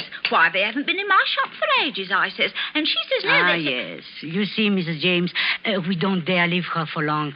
For her own protection, that is. Her protection? Yes, we are a little worried about suicide. Oh, yes. Aunt Rita, Sheila's coming. Well, just call me in case I can help. Thank you. Oh, here you are, dear. Carl, help Sheila into her chair. Oh, yes. Sheila? Thank you, Carl. Relax now, dear, and drink your tea. It's all ready for you. My tea in this cup? No, I won't drink it. You won't drink it? Sheila, what? You're pouring it into your saucer. Dear, everybody's staring at you, laughing at you. There's nothing for them to laugh at. I simply prefer to pour my own cup of tea. And that's exactly what I shall do. But dear, you don't think I... Do you really believe that I put something in that first cup of tea? Yes. Yes, I do. You did it before, and there's no reason to think you wouldn't do it again. Sheila! Very well, then. Drink your tea. Only hurry. I don't think I can endure much more. Never mind. I shall hurry. I'm just as eager to leave as you. And I'm going straight to the police. Oh, now you're not starting that again. Are you insane? Do you think I'm helpless, that I can't get away from you? That I shall simply stand here and... Oh, it's happening. What, dear? What's happening? You had it in the teapot. Oh, you're tired again, aren't you, child? Is there something I can do, Miss Crabo? These attacks, Mrs. James, they leave her quite exhausted. Oh. If you'd be good enough to open the door. Of course, Miss Crabo, of course. No. She must be taken straight to her room, Carl. Please, if you just give her a hand. That's it. That's fine. You are really such a help to me, Carl.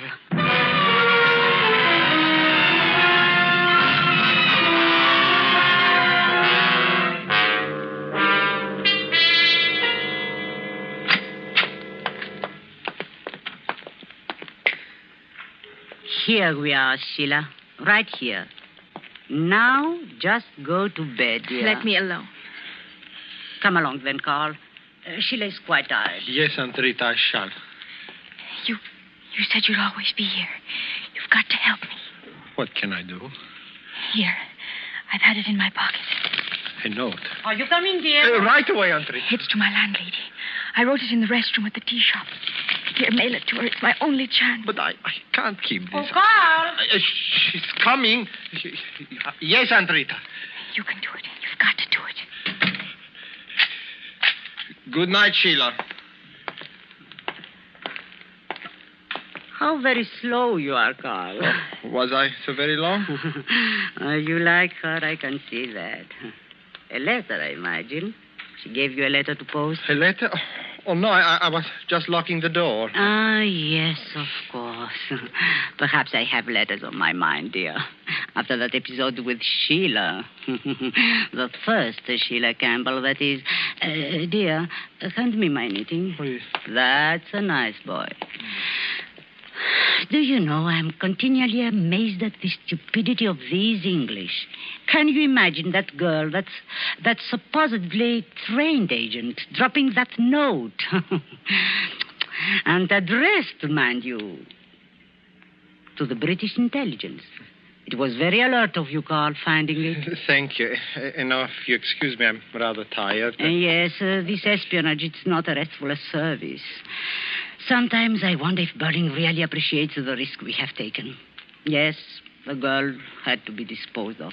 There was no doubt of it. That was her report on us. All the facts... Aunt Rita, we've gone over this 1,000 times. I really am tired. Yes. You were right in realizing what had to be done. It was just that you acted too... Please, Andrita, explain too all that. hastily, too thoughtfully, too violently. I couldn't help it, I tell you. She rushed into the telephone room out there. I ran after her, and that stupid catch lock pinned us in. She went to pieces, pounding on the door, screaming, tearing at me. I didn't know what I was doing. There was that bookend, the big one. I lost my head, that's all. It's all your fault. Why didn't you lock the door? Where were you? I simply want you to remember that every incident counts. Because of you, we cannot produce Sheila Campbell's remains, and we certainly can't allow the police to tear up the cellar to find them. Because of you, we shall have to produce a substitute body, a substitute Sheila Campbell, who will satisfy the authorities completely. We have her, and I don't intend to lose her. The note, please. The note? The one that girl just gave you to mail. I don't know what you're talking about. All I know is you don't have to use this girl. You could get somebody else, somebody just as good. She's not right for it. Not right for it. A girl who denies her identity, who shrieks of drugged drinks, persecution. She is ideal. The police will accept her as a suicide without giving it a second thought. Yes, if they knew she was really insane, but she isn't. Don't you see? She isn't. She isn't. Just ask those people at the tea shop and that foolish Mrs. James. She will tell you. She will tell the whole neighborhood. Oh, Mrs. James, a few neighborhood gossips. They aren't enough. You have to have someone professional and authority. Listen to me. Our note to British intelligence will divert them for just 5 days. Within that time, Julia Ross must commit suicide. And we will see that she does. No, I won't. I won't go through with it, I tell you. I see. What a pity it would be if the police learned who was the last person seen with the first Sheila Campbell. You wouldn't. You wouldn't turn me over. This espionage, Carl, it's a very demanding trade. The note, please. Huh. Thank you. Thank you, dear. I knew it was an oversight.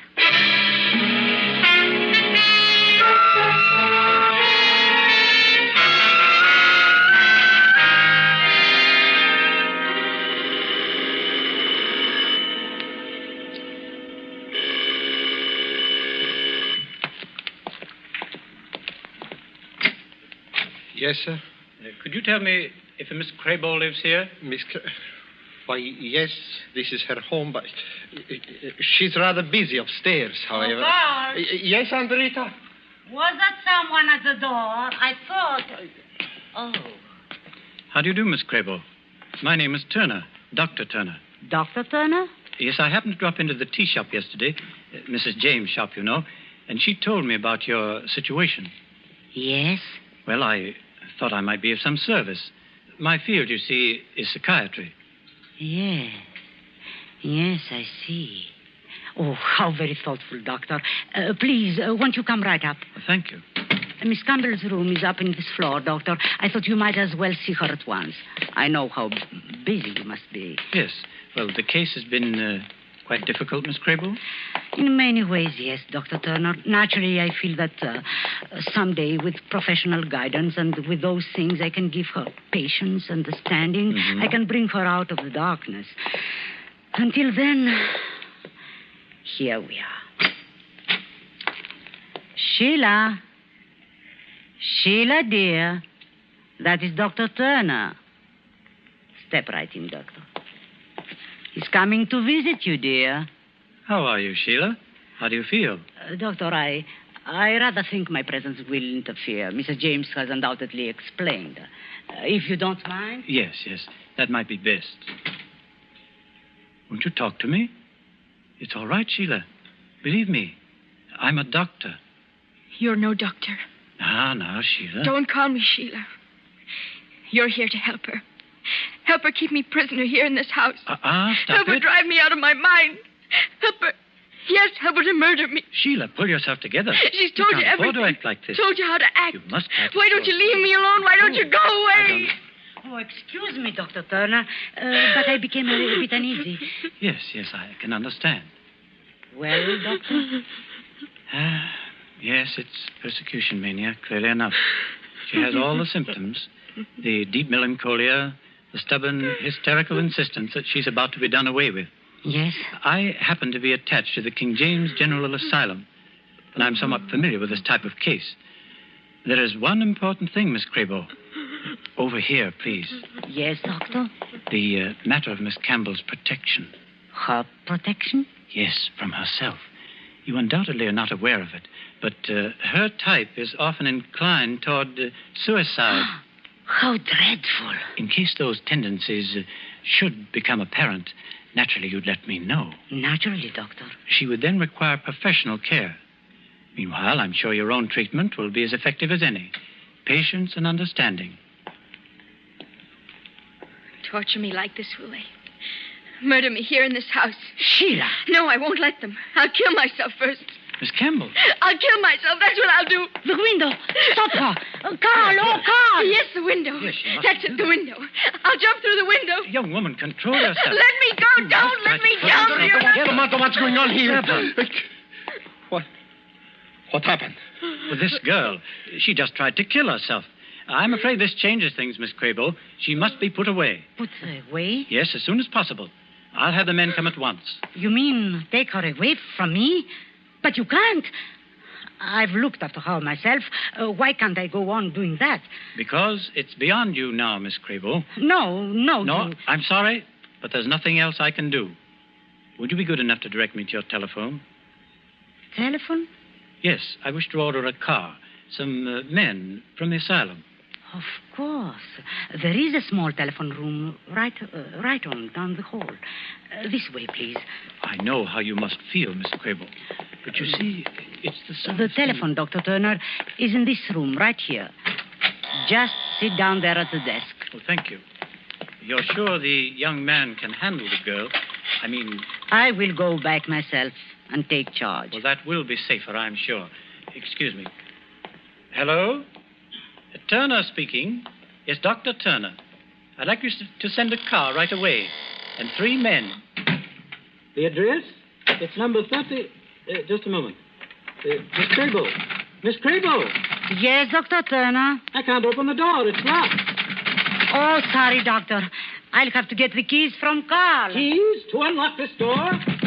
That's very special lock, Dr. Turner. You don't need any keys. Just open the door from your side.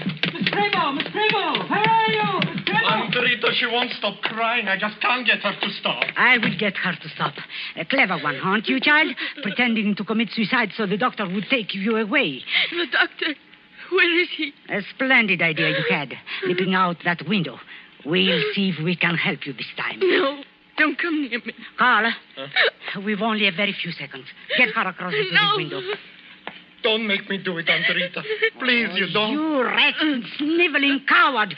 Do you want us both to hang? Help me get this girl to that window. You'll be sorry you made me, Aunt Rita. You will.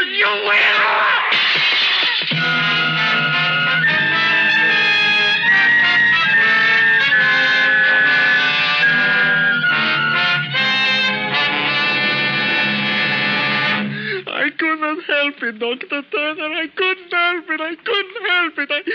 I just lost my head, that's all. But she made me do it. Don't you see? Don't you understand how it was? She made me do it. She drove me, Dr. Turner. All right, now, settle down.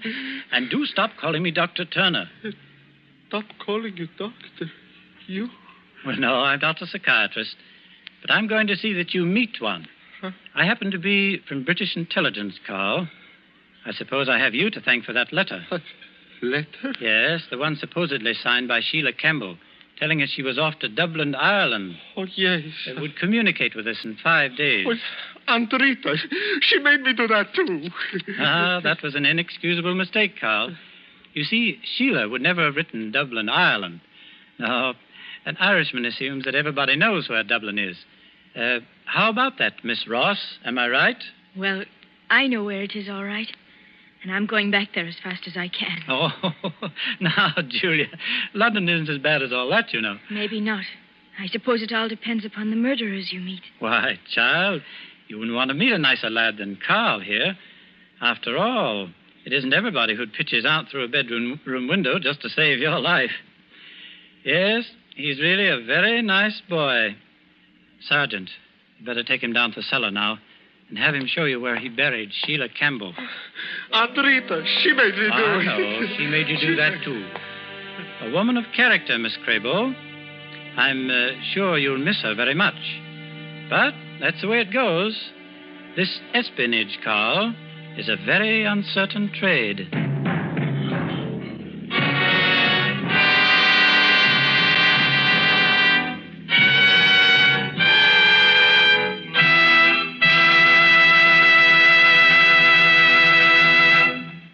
And so closes The Woman in Red, starring Katina Paxinou. Tonight's tale of suspense. Spotted about the globe, wherever wine grapes grow, there are a few wineries whose products are made for world enjoyment. Among such wineries, right here in California, are those of Roma. And we who live in America have the pleasure of enjoying Roma wine at exceptionally low cost. For we buy it free of duty and free of excessive shipping costs. For instance, Roma California Sherry is the queen of appetizer wines. And not only that, but a wine so delicious it is suitable to serve at any time, cool or chilled. But no matter what your preference may be, you will find a Roma wine costing far less than you would expect to pay for such distinguished wine.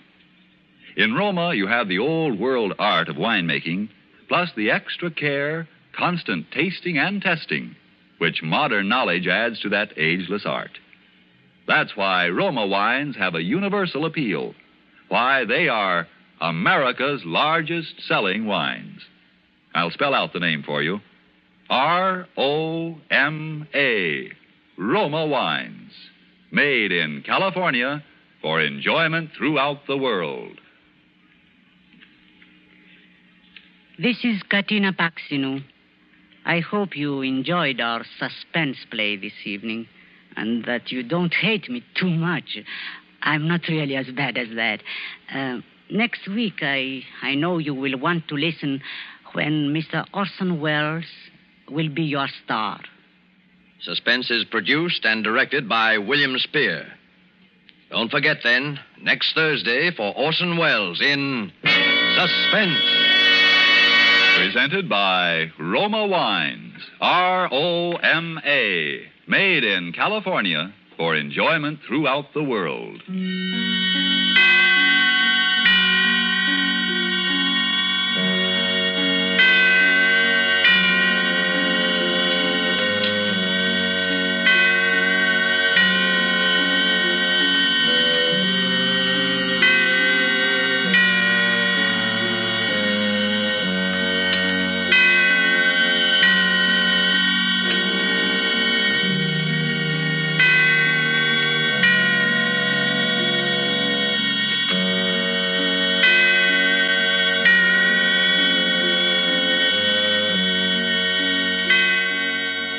This is CBS, the Columbia Broadcasting System.